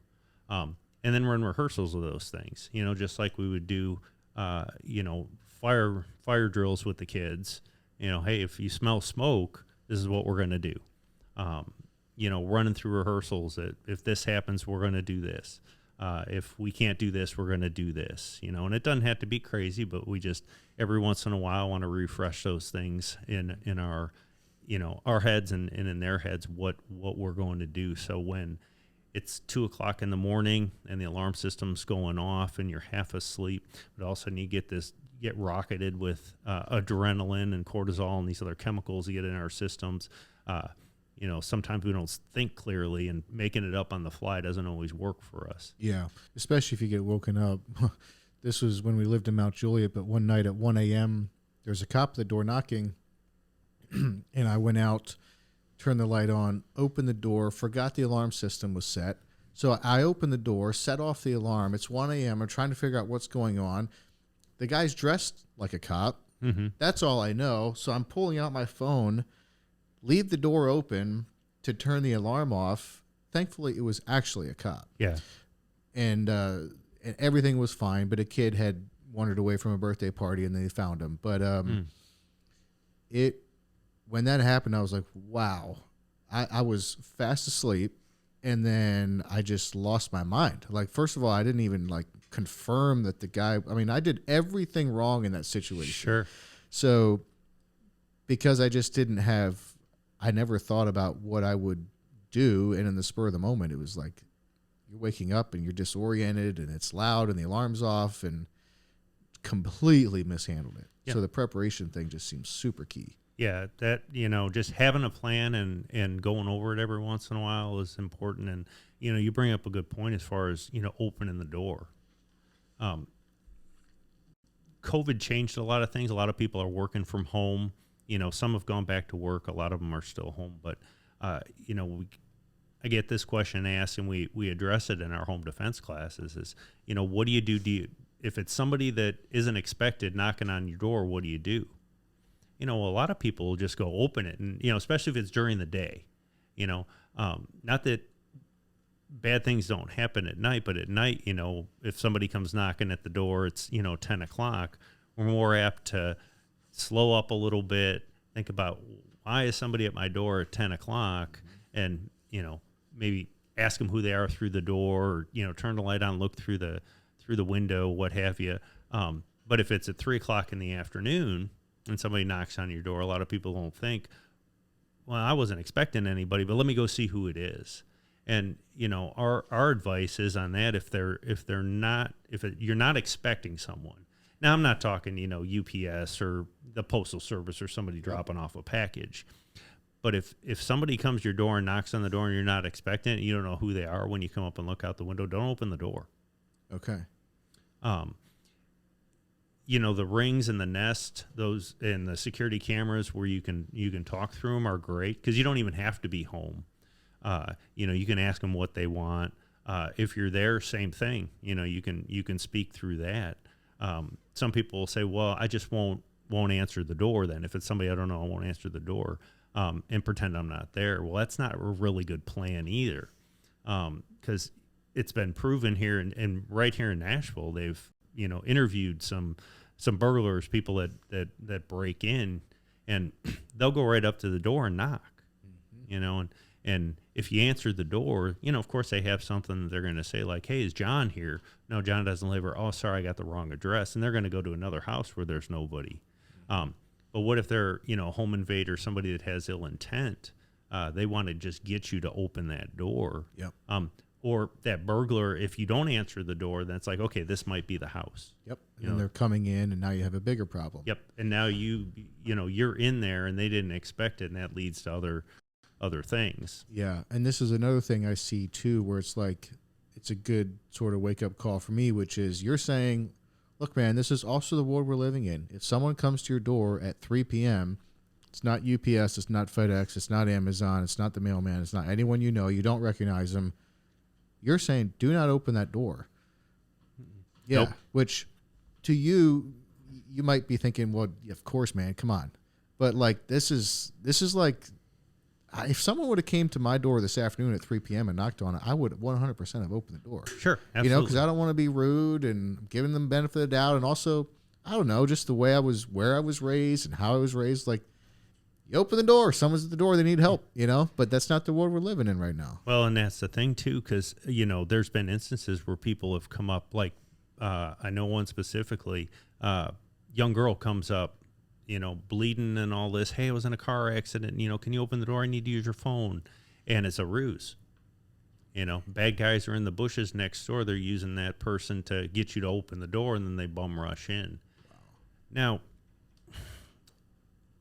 go with that, and, situation dictates what we do. You have that intuition, and if you learn to listen to it, and somebody comes to your door, say at 3:00 in the afternoon, it's a young girl or, a young kid or something, and you're not getting that weird vibe, spidey senses. I'm not saying, not to open the door anytime, but I want you to think about, I want you to think about the things that can happen, and let that situation drive what you do, but just don't automatically go, well, it's 3:00 in the afternoon and, there's somebody, I don't know them, but they look like a good person. So I'm going to open up the door and get yourself in a situation that you don't need to be in, hey, what do you need? Through the ring or through the door. My car broke down over here. No problem. I'll call the sheriff's department. Just go sit in your car. They'll be there. Mm-hmm. Okay. No, can I come in and use your phone? No, you can't. No, you can't. I'll call the sheriff's department for you. Again, having plans and rehearsing those plans, just thinking about it, sitting down and thinking about, hey, if this happens, I think I'm going to do this. Mm-hmm. And they're generic plans, but what we're doing is we're developing this kind of mental mind map, this mental Rolodex of an experiential base through playing this what-if game of, if this happens, I'm going to do this. And then as I get more information or I find myself in that situation, gathering more information, we can make good choices. Yeah, yeah. I wanted to ask about two things. One is like a military grade, I don't even know if this is a thing, but like a military grade flashlight, or like a flashlight that's so bright it's sort of blinding. Mm-hmm. Is that a good idea to have at least one of those in the house? There you go. High output flashlight that you can have in your house. Can I take a picture of this? Hey, you absolutely can take a picture of that. So you have this on you? Do you have one too? She does. Is it the same brand? It is the same brand. Okay. Make sure I got that. Yeah, I did. Yep. So this is a stream light. Yep. Macro stream USB charger, it looks like. Yep. You pull the end. You can plug it in USB. They've got ones that are, off of batteries and that. Oh, jeepers. Yeah. I was going to say, you might want to watch that. That's bright. That's a bright light. Wow. Do you? Holy cow! That is so bright. Look at that. So, all right. So this has a setting you just press and hold. Yeah, it's got where you can just press and release if you need it, or you can press and it'll click and stay on constant. Okay. So do you keep that on you at all times? I carry it in my pocket all the time, and not just for quote unquote tactical situations or whatever you want to call them. I use the heck out of this thing. Okay. Yeah, I'm getting a little bit older. You can see I need reading glasses and that. If there's not a lot of ambient light, I need my reading glasses plus a little bit of light. But it's also, we were talking about less than lethal options. I can use this to blind, disorient, and distract to create opportunities for me to do other things. Ideally to disengage, to, walk away from that situation. Yep. The size that it is and the way that I pick it is it's also long enough I could use it as an impact weapon if I needed to. Okay. But having something like this, on your person, in the house, electricity goes out, you need to find where the candles are and that's great. You can use it in a protective role, variety of uses, and they don't cost all that much. If I blast somebody in the face with this, with the light, you go, oh, that's really bright, but there's no damaging effect. Yep. But I can use it to, like I say, create opportunities for me to do other things if need be. Okay, so that's something that people should have at the very least in the home, maybe even keep it on their person. Yep. And then the other was this goes back to, this was 10 years ago. I was in a buddy's house in upstate New York, and he had a shotgun on the wall by his bed, and he had slug, buckshot, slug, buckshot, slug, buckshot. His theory was every other man, come at me. I have a shotgun. Is that how you would suggest loading it, or just go all buckshot or all slug, or how would you think about that? Again, everybody's situation is a little bit different. The slug, buckshot, really good combination. We also have to be in tune with what's our house made out of, where are other people in the house, what's my marksmanship ability, because if we have, buckshot has a pattern. So if we get outside of, say, that person, if we're legally justified to use it, again, going back to that, and one of those misses them, if we have a shoot through or if we have a catastrophic miss, say, especially with a slug, where are our kids in relation to where we're shooting? So it goes back to that universal safety rules that we go by all the time of, be sure your back's up, what's beyond it, what's around it, what's in between you and that threat or target, depending on what the circumstances are. Because if it goes through, where's it going to go? So we look at our house, where we live, what happens if this continues to keep going, where is it going to go? Is it going to hit anybody? And that'll kind of dictate, what our load is going to be. I see. Okay. Rural areas, like it sounds like that's where your buddy was. You all were rural then? At the time, it was kind of in the country. Actually. Okay. Yeah. Might be, and if his marksmanship is good and he deems that it's good in the house, then yeah, good setup. Maybe all buck might be one. Maybe it might be all slug. Really just depends on you analyzing that situation that you're in. Okay.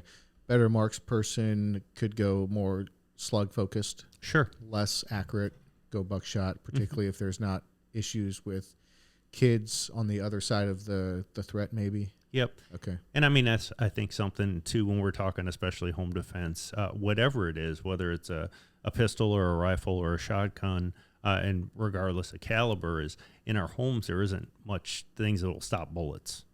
Maybe around the door frames, if a dresser, refrigerator, bookshelves, things like that. But, just walls and that, we're going to have over penetration. Yep. So as we're analyzing and thinking about, hey, if I have to move to a threat, where are they potentially going to be? And what I mean by that is like, where's your front door set up? Where's your back door set up? Where's your garage door set up? Where do we think that they're going to move? I've done my research, and I know statistically when people come into homes that this is where they go.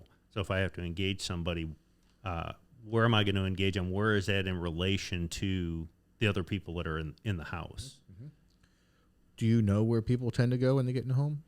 So from, the research that I've done and for what, I teach in classes is about 60% of people that are breaking into homes come in the front door. They go straight to the bedroom, especially if they're looking for your stuff.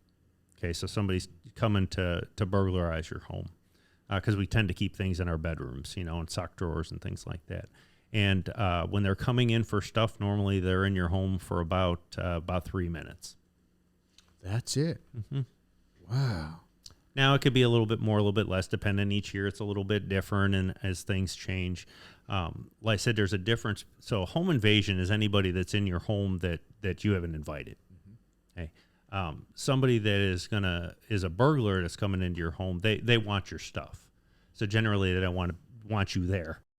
Somebody that's coming to rob you, or what most people put into, actually term home invasion, they want your stuff, but also there's some sort of ill intention there.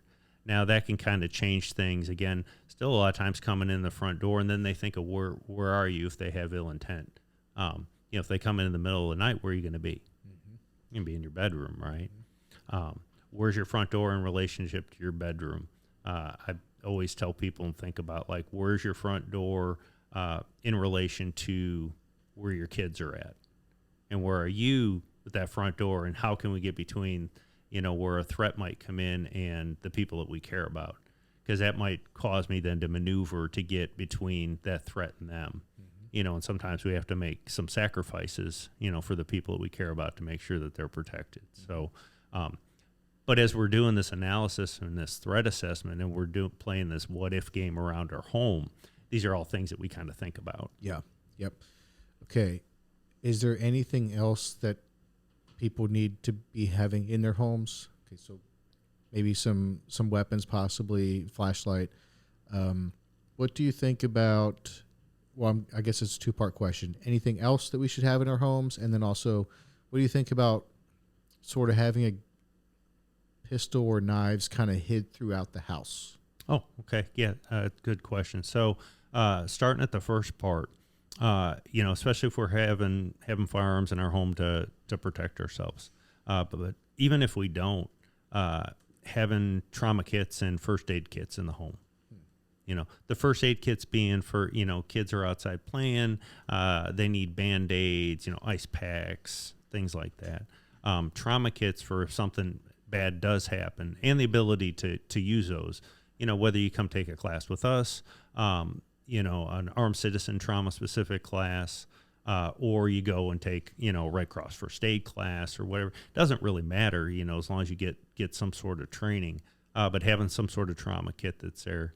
One of the things that I like to have in the home, in addition to that, is I'll have trauma kits in all the bedrooms. I'll have a big fire extinguisher hanging on the wall inside a closet, a fire blanket, flashlight, headlamp, and then, firearms, depending on how we're going to store them. So going into the second part of your question is how we store and how we keep firearms is all dependent on, our particular situation. So like Callie and I, for example, it's just us. We don't have any kids. So if we want to have guns, throughout the house or whatever, that's fine, because, we're both inundated with safety and training and all that. It's what we do. When people come over, if they're not gun people, they all get locked up. Okay.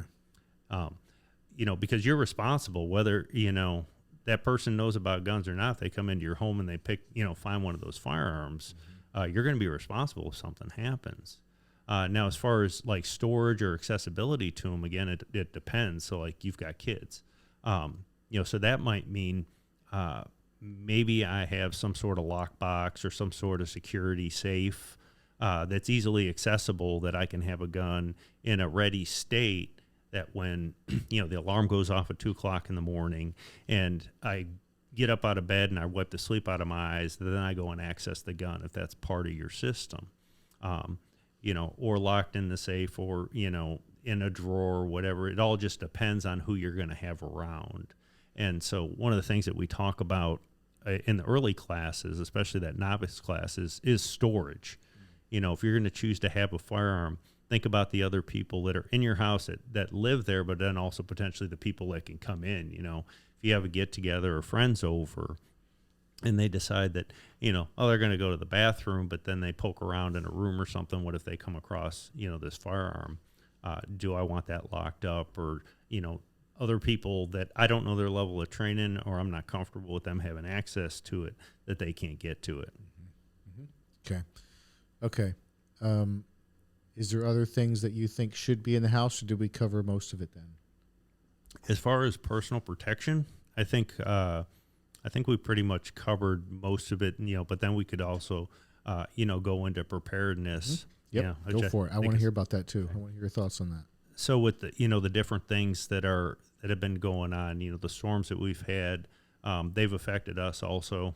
We were without electricity here recently for a couple days. And for us, it wasn't a big deal as far as the electricity overall, but like the refrigerator and the freezers in particular. Yeah. Multiple freezers, all kinds of meat in there. We were real scared.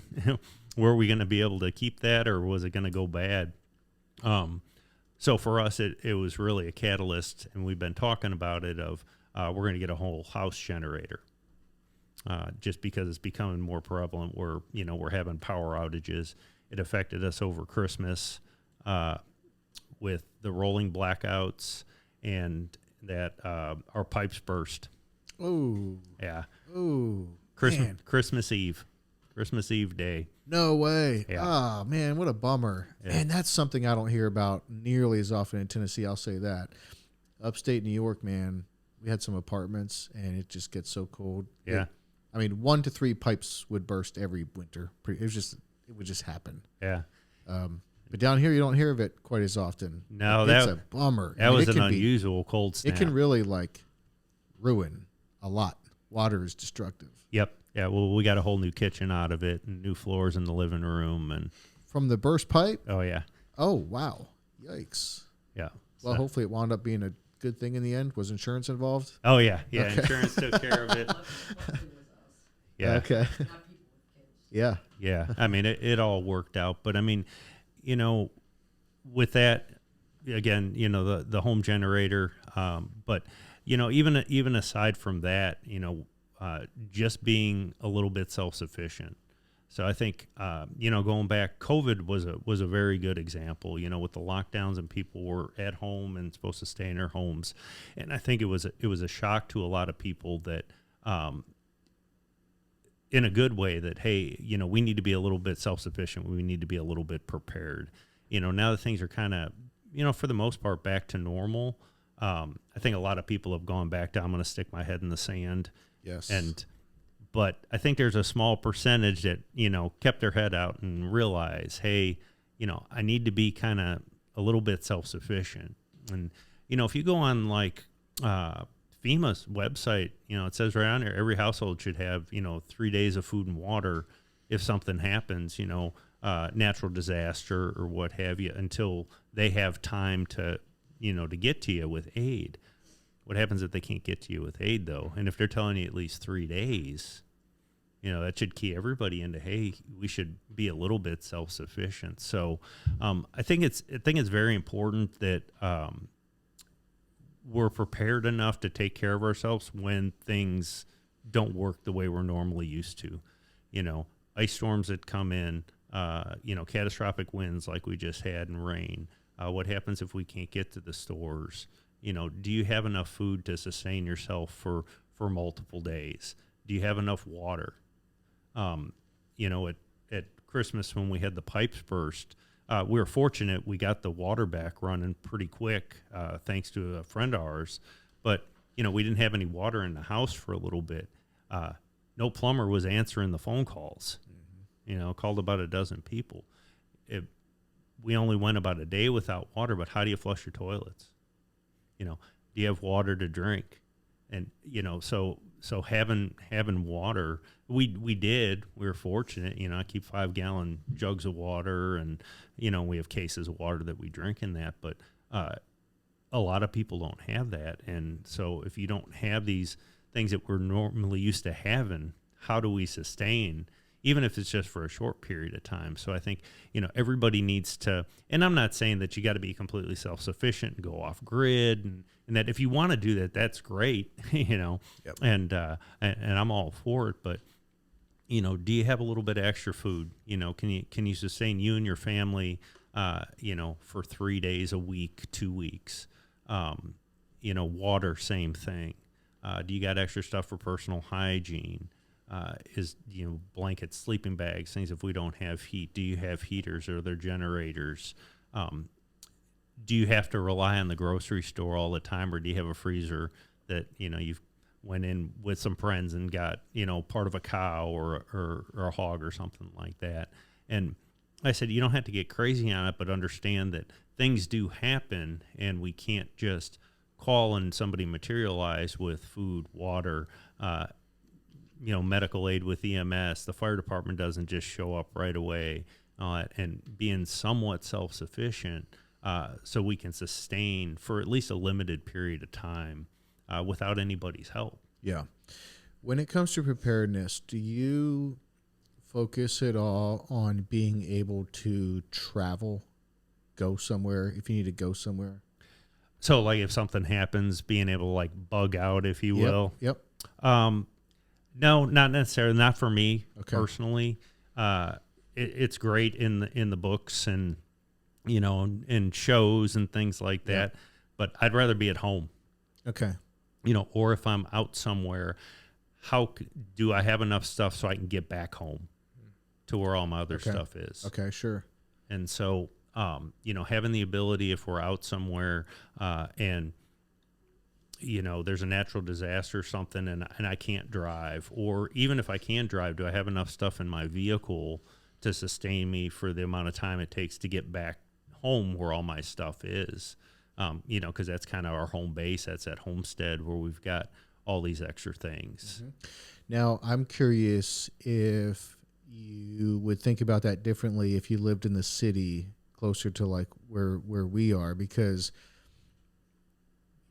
I have not taken a lot of steps to prepare to like go somewhere, mm-hmm. but my natural instinct is like being in the city like this. I guess I'm thinking in terms of less now natural disaster and more of like something has really gone wrong. Like maybe there's been an invasion of some kind or Nuclear. an uprising, including nuclear. Sure. Yeah. End of the world that we know it type of stuff. Exactly. Growing up in the country on 15 acres, I would have thought more about like staying there. Sure. But living here in Nashville on 1 acre, I just feel like that instinct down deep, which is, I should probably also be prepared to go somewhere. Sure.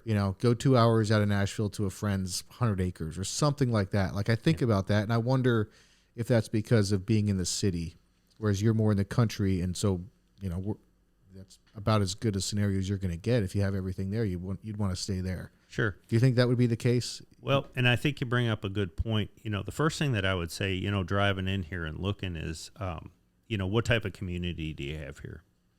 What I mean by that is, do you get along with your neighbors? Are they kind of the same mindset? Are there people that you can rely on and you can pool things together? We're relatively close to the city, but we've got this good community here and we can work together and help sustain. If not, or maybe in addition, because like I said, if we have our primary plan, we always got to have a backup plan, an alternate plan, an emergency plan, contingencies and all that. If leaving or bugging out, falls into part of that plan, do you have somewhere to go? Mm-hmm. And then if you do, how are you going to get there? Because I have a lot of people, that are students that have become friends, and we talk about these exact same scenarios. They either live down here in Nashville or somewhere in the surrounding areas in subdivisions and that, and they're like, well, something bad happens, I'm coming to your house. Yeah. And it's like, and we go over this all the time. She's like, stop inviting people over, because that's why you don't tell them what you've got, right? Exactly.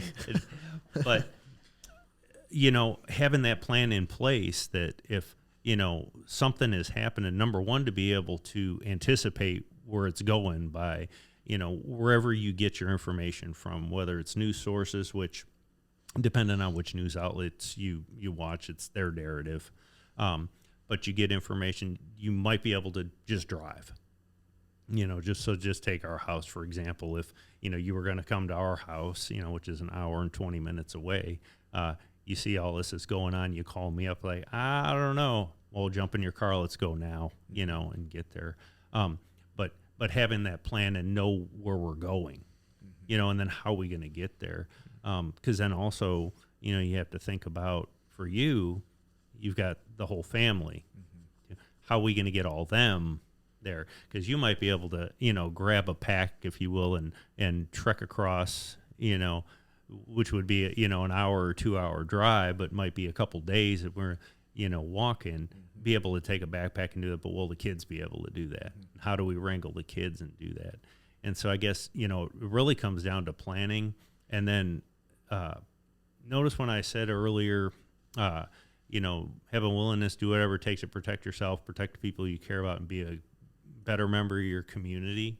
I think that community comes into play here, and it might be just around the people that, or the people that are around you here, that may be your community, but maybe you have an extended community. Like, say you got a friend with 100 acres, have you sat and talked about with them, hey, if things really go bad, which, if you watch the news and see what's going on, the end of the world could happen tomorrow. Yeah, it's not a stretch. I mean, it's not quite the stretch it felt like it was at one point. Sure. But if it does, have we talked about this and like, hey, if these indicators are met, this is the time where, hey, we're all going to go to this place, and we're going to start enacting that plan of bugging out or whatever moniker you want to put on it to get there.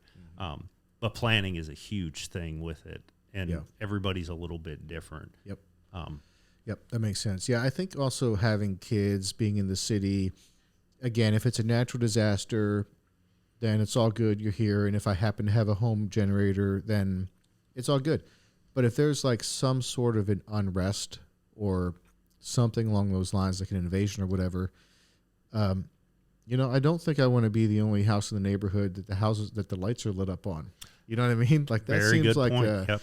a little bit of a drawing attention. Sure. And so I don't think it would be that helpful because it feels like you're kind of painting a huge target on your back. Yep. Nope. I completely agree. And that would fall into then, if say you did decide to stay here, for at least a certain period of time, certain thresholds haven't been met yet where it's like, okay, we got to go. You're right. Staying low profile, low key, and I think this is an overused term nowadays, but being the gray man, and not letting people know, what you have is an important thing. Is that what that means? The gray man? Well, it's used in a variety of different things. It's blending in, not standing out, gotcha. Things like that. That makes sense. In this particular instance, if you have a home generator, if you have, chickens and a garden and these things, do we want other people to know?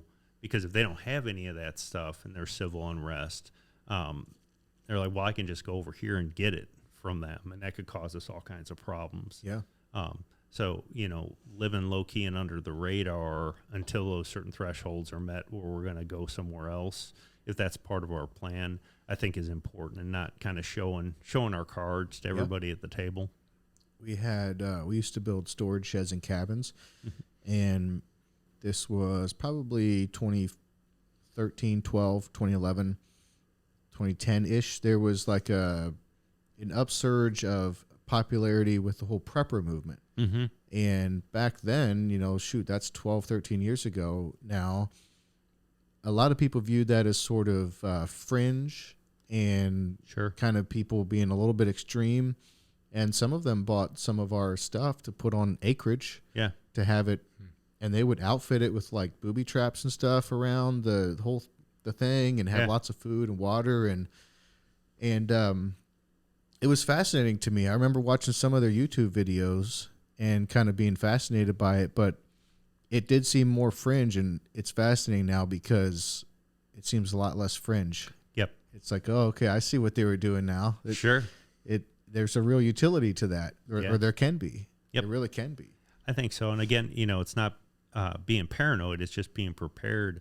And one of the things that I think is important is that community, whatever that is. Like I said, it can be a circle of friends, but if something does happen, worst case scenario, like you're talking, civil unrest, EMP from, a nuclear detonation, the grid goes down from a solar flare, whatever the case may be, where things get really bad, we can't do it on our own.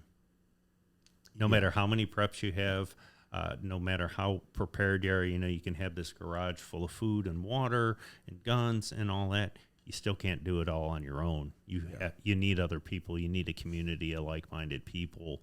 And then how do we become self-sufficient? Because, if it is an extended thing, again, we can only have so much food. So just, say, for example, you got a year of 25-year shelf life freeze-dried or dehydrated food. Well, if it goes past a year, what are you going to do past that? Yeah. You're right. Yeah. Someone's efforts on their own can really only get them so far. Yep. Now, I'm curious, with your experience in the military and being around the world and seeing what you saw and having all that experience and kind of that's a helicopter. Okay. Oh my God, it's happening. Yeah, it's happening. It's not often they fly that was loud through the headphones. Yeah, sorry, folks. One day we'll have an actual studio where you can't hear a helicopter flying over the top. Let's see. I wanted to ask you about if you ever think about the possibility of, or what would you put the probability of foreign actors in our soil being in, say, the lifetime of my kids, for example? That's a good question. Yes. Because I think in a way it's already happening. If you look at some things that are going on out there with foreign actors, as you put it, in various communities, especially in the cities, it's already happening. And to the extent of how far their reach is going to be and what's going to happen there is yet to be seen. But I think that's definitely something that's happening already and could have some effects on us in the future. Now, when you say that it's already happening, can you give more clarity on that? So example being, because it's made national news, is China has these quote unquote police stations in the various Chinatowns in New York and a couple of the other cities where they're there. I'm trying to remember exactly how they're terming them, but really they're policing the Chinese population and ensuring that they're doing what the Communist Party wants them to do. What? Mm-hmm. What? Yeah. I didn't know about this. Yep. And it hasn't hit too much media. I've seen just a few things on it, and I don't spend a lot of time looking these things up and that, but there's various folks that are here and no kidding. Well, so the Chinese are also buying farmland around our nuclear sites. Did you see that? Yep. So that's another example of it, and so we're letting these people in for whatever reasons, and they're gaining more ground here. Mm-hmm. And the chief medical officer, or whatever the title was, the head medical person, I think at Harvard, was a Chinese spy. Mm-hmm. This was like in the last 2 years, maybe the last year. Yeah. And then also, Colby, what was the name of that really old lady in California? Maybe she was a senator or something, Feinstein or something like that? Oh, yeah, Feinstein. Feinstein? Yeah. Someone, Dianne Feinstein. Someone on her staff was a Chinese spy. Mm-hmm. So are you referring to just these Chinese police stations that are popping up in Chinatown and New York City, or is there others that you're thinking of when you say foreign actors in our soil? That's one of them. That's one of them. We have the border crisis that's going on, and the amount of people, the influx of people that are coming in. There's a good majority of them are just trying to get into the U.S. because they want a better life. but some of the, terrorist actors that are, in with that, the cartels and all that are coming across the border. That's been in the news quite a bit lately, and we're only seeing a fraction of what's really going on. But I mean, there's some real areas of concern. We just had, a student in the class this last weekend who's moving to Arizona, and he's like, the town that I'm living in is right on the border. And he was talking to, I guess it's somebody that he knows, it's with Border Patrol or one of the federal agencies that's down there. And he's like, if you live in this neighborhood, you'll be okay, because it's just a pass-through neighborhood. They want to get to other places. So they're not looking to stop. They're just looking to pass through. So you'll be okay there, but don't go over to here, don't go over to here. Cheapers. Yeah. And I mean, if we look at the amount of fentanyl that's coming across the border right now, and the way the cartels are using that to push people across the border, there's just so many things that are going on at the same time that are concerning. One in and of itself, but then if you put them all together, and well, the fentanyl, a lot of fentanyls come from China too, and then they're using the Mexican cartels to get it in, but it's coming from China. Yep. And I have a friend who hunts in South Texas, and this sounds so ludicrous. I don't know if I would believe it, but this dude is one of my best friends. I 100% believe him. He would never lie about something like this. But he said, where they're hunting in South Texas, they were told by the landowners down there, if you see people running through, just let them go. He's hunting on land where they have immigrants running through it. Mm-hmm. And you might spot them as you're hunting. Yeah. And this is ludicrous. I've heard that also. I don't understand how something like this can be political. Like how I think the political part of it can be who should we let in, how many, all of that. That Sure. to me seems like a fine discussion to be had.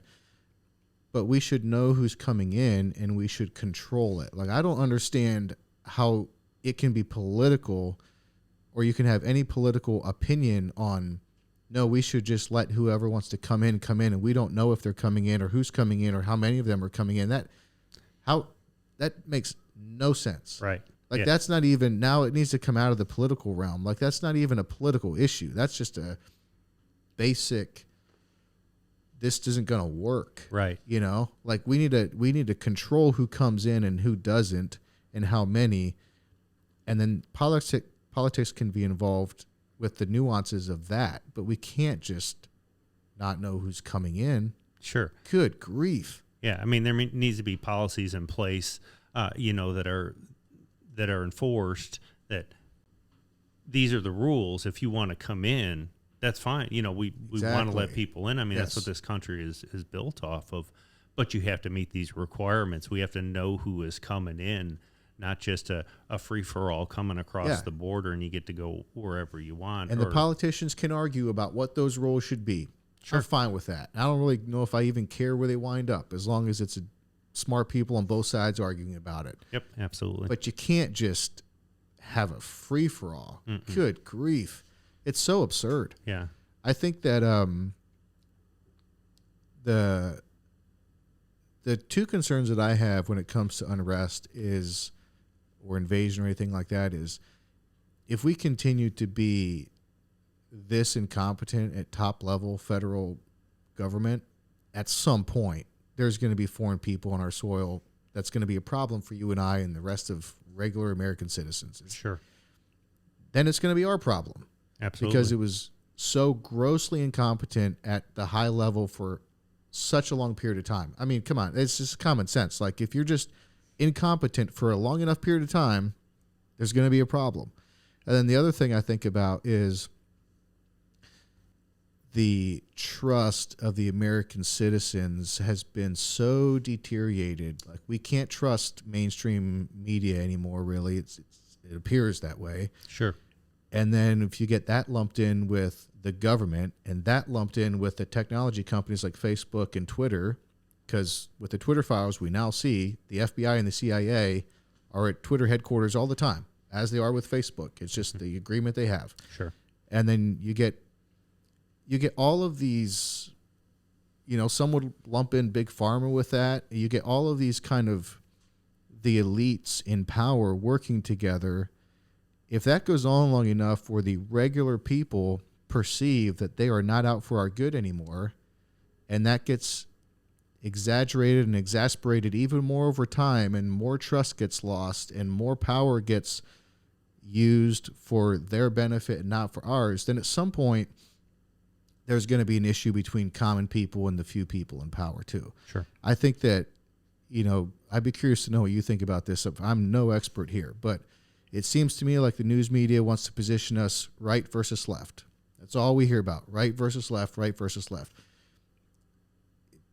That, I think, works a lot better online. When you actually, in the day-to-day of people's lives, I think they care a little less about right versus left than the people in power would like to believe, because if they can keep us going right versus left, then they can control us. Yeah. Basically they can keep us deflected away from them. Well, and I think the issue is going to be in time. It's not going to be right versus left. It's going to be regular people versus the people that are abusing their power. Sure. And those are the two scenarios I see. Gross incompetence at top level leader, then we're going to have other foreign people and we're going to have a problem. Or abuse of power, and we're also going to have a problem. I mean, this is why this country was founded to begin with. And it seems to me like if we don't have some corrections in some places here along the way, then there's going to be a whole lot of people feeling somewhat similar to how they felt 250 years ago or 200 years ago when this country was founded. And what's going to happen then? Are the people with those spirits are they all gone? Or is there some people left with that spirit that are going to have enough at some point? And, then I don't know what happens, but it's not just going to be business as usual. Well, and I think you're right. The media in whatever form that is, whether it's, news or social media, or that, they're driving a narrative. And I think you're absolutely correct where they're putting this emphasis on a split, a dividing of the country between left and right, liberal versus conservative. And, really it shouldn't be that, regardless of what political affiliation you have, it should be, what are your beliefs, for the people, by the people. There are elected officials that are supposed to be our voice, saying and doing the things that we want them, their constituents want them to do. And it's been anything but that for the most part. I mean, I think you see there are certain people, that are within politics and within the government and in higher levels that haven't forgotten how they got where they're at, and the people that got them to where they're at. But by and large, I think a lot of it, like you said, is you have this separate elite that's here, and I mean we've heard before different politicos up there that's saying, well, my constituents say this, but they don't really know what they're talking about, so this is what I'm going to do. And I think people are getting fed up with that. And we might not see it on those various, media platforms or media systems that are out there because they're pushing a certain narrative. But I think by and large, a lot of people are like, well, hold on a second. This is what we believe and this is what we're looking for. We don't really care what affiliation you're with. We want you to push the agenda that we want as the American people. Mm-hmm. And if that doesn't happen, something's gonna break. Yes, I totally agree. I think people are getting a little fed up with being looked down upon and being, I think it does seem to be like the perception of, I think media and also those in power can be like, we're just a bunch of dumb people, like we need to be told what to do because we're all so dumb. Sure. We're getting tired of like being looked down on and being belittled and taken for granted. I mean, this is one of the things that I love about podcasting too, because, the general consensus was, we all have just such short attention spans. Mm-hmm. We only have like 3 to 5 minute attention spans. Sound bites. That's all the American people can handle. Their attention is so little. And then now the biggest podcast on the planet is Joe's podcast, who does 3-hour episodes. It just flies in the face of that completely. Yeah. Look, I mean, there's plenty of dumb people. I'm probably one of them, but there is a lot of well-informed, well-intentioned, very, very bright people. I mean, the average person is pretty dang smart. Yeah. You know, there's a lot of them. So it's like, we're not all dumb enough that you can just do whatever you want and we're going to go along with it forever. I mean, these were things where I think even like 5, 6, 7 years ago, I was hearing rumblings about, but I did kind of pass it off a little bit, you know, but now I'm not so sure. Like, I do have kids, and, you know, do I think in my lifetime, you know, there's something going to be going on this soil? I don't know. But in the span of my kids' lifetimes, if we continue on this trajectory, yeah, for sure. I mean, it's not, empires have risen and fallen since forever. Sure. That didn't magically get turned off somehow in the last dozen of years, in all of the thousands of years of human histories, or, you know, thousands and thousands or hundreds of thousands, whatever it is. Like, there's nothing magical about this moment where all of a sudden empires don't rise and fall anymore. Well, and I think with that too is, you know, it's a progressive thing. And like you said, you know, 4, 5, 6 years ago or whatever, you just kind of, you know, shrugged it off. But I think that's how we're getting to where it's at. Because, I mean, if you look at, you know, where the country has been, you know, going back in history, and, you know, I'm not really good at history, but I really like it.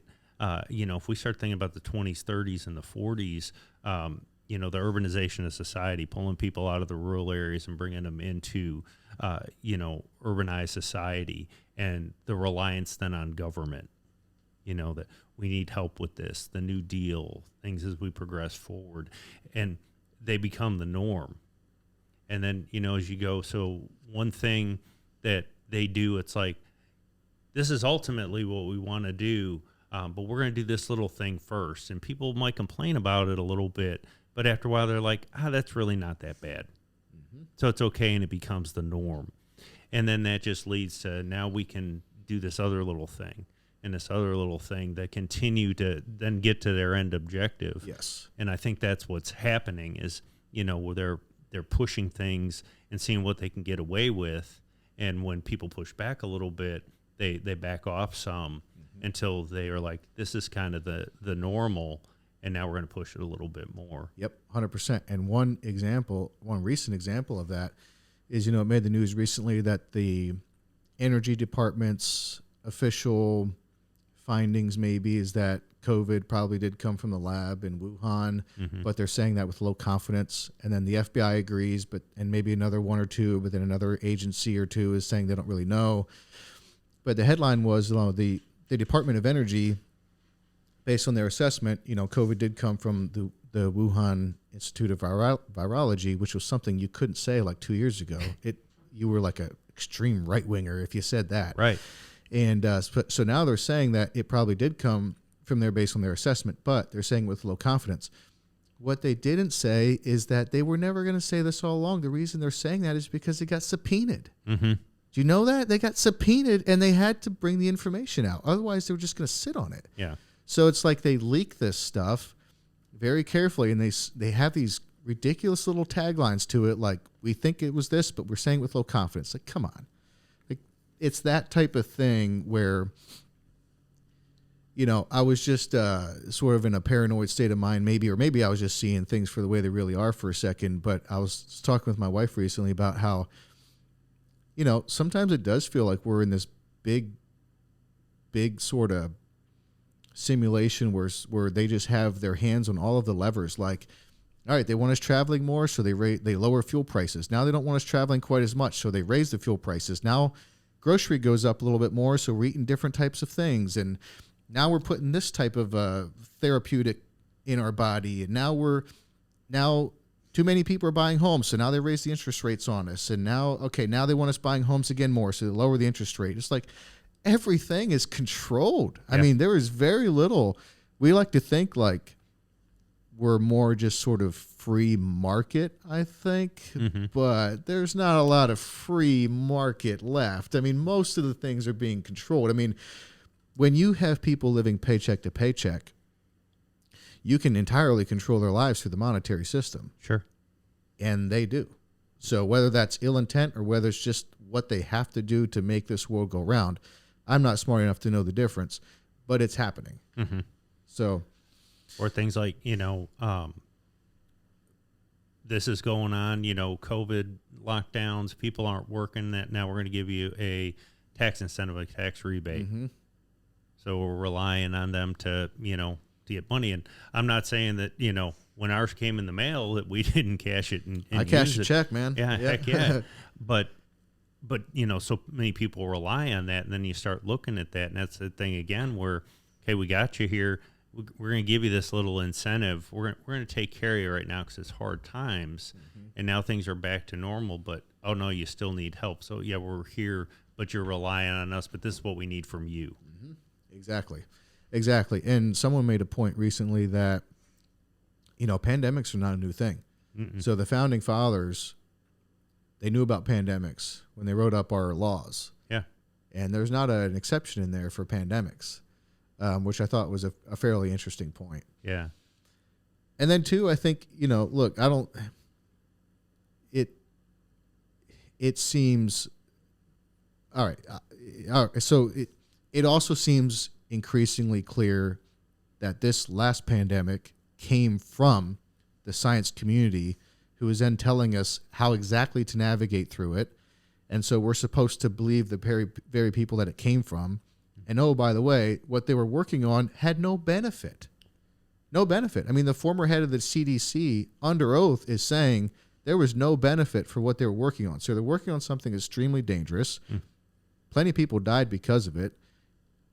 During the course of their research, they couldn't come up with anything that actually helped us when this thing did happen. Mm-hmm. And oh, by the way, they're still doing it. Yep. It's like, and then we just, there's so much in the news cycle, we all kind of just move on and forget about it. And it's the new thing that comes up, with COVID as an example, that was, you were inundated. Everything, you couldn't turn on the television without, seeing hospitals and getting briefings and doing that. But then notice it all kind of went away, and now the next greatest thing is in the news headlines, and all these things are still going on, but you don't hear about them in that narrative. And now, tomorrow it's going to be the next, now it's the war in the Ukraine, and it's this, because again, it's being controlled. The information that you get, if that's, because the majority of people, I think, they turn to news, and I know we do. We watch the local news for the weather and to see what's going on and crime reports and that. And, but I watch the national news too. But it's very controlled. You got to be very careful with watching that and what you take at face value and what you're like, I'm going to look into this a little bit more. Totally. You have to understand they're pushing a narrative. It just is what it is. And so if you're aware of that and you run it through your filter, fine, fine. But you do have to understand now in today's day and age, they're pushing a narrative. Sure. So, all right, Shane. Well, this was fun. Man, yeah. Thank you very much. Thank you. Appreciate it. Anything else you want to say in terms of self-defense, home defense, preparedness in general? Man, I think, just to kind of bring it all back, and I've said it before, is, we don't want people to be paranoid. We just want you to be prepared. We want people to be able to take care of themselves, whatever the situation is, whether it's a lethal force encounter, down on Lower Broadway or somewhere in Nashville, or, there's a snowstorm or ice storm where you're stuck in your house and you're without electricity. We want people to be prepared to be able to take care of themselves and not have to rely on somebody else, at least not initially, because when you dial that 911, nobody's going to materialize. You got to be your own first responder initially, and you have to be prepared enough to be able to do that and take care of yourself and take care of the people that you care about. Be that good member of community, and then at the end of the day, I said being prepared helps you just live your life, and not being paranoid.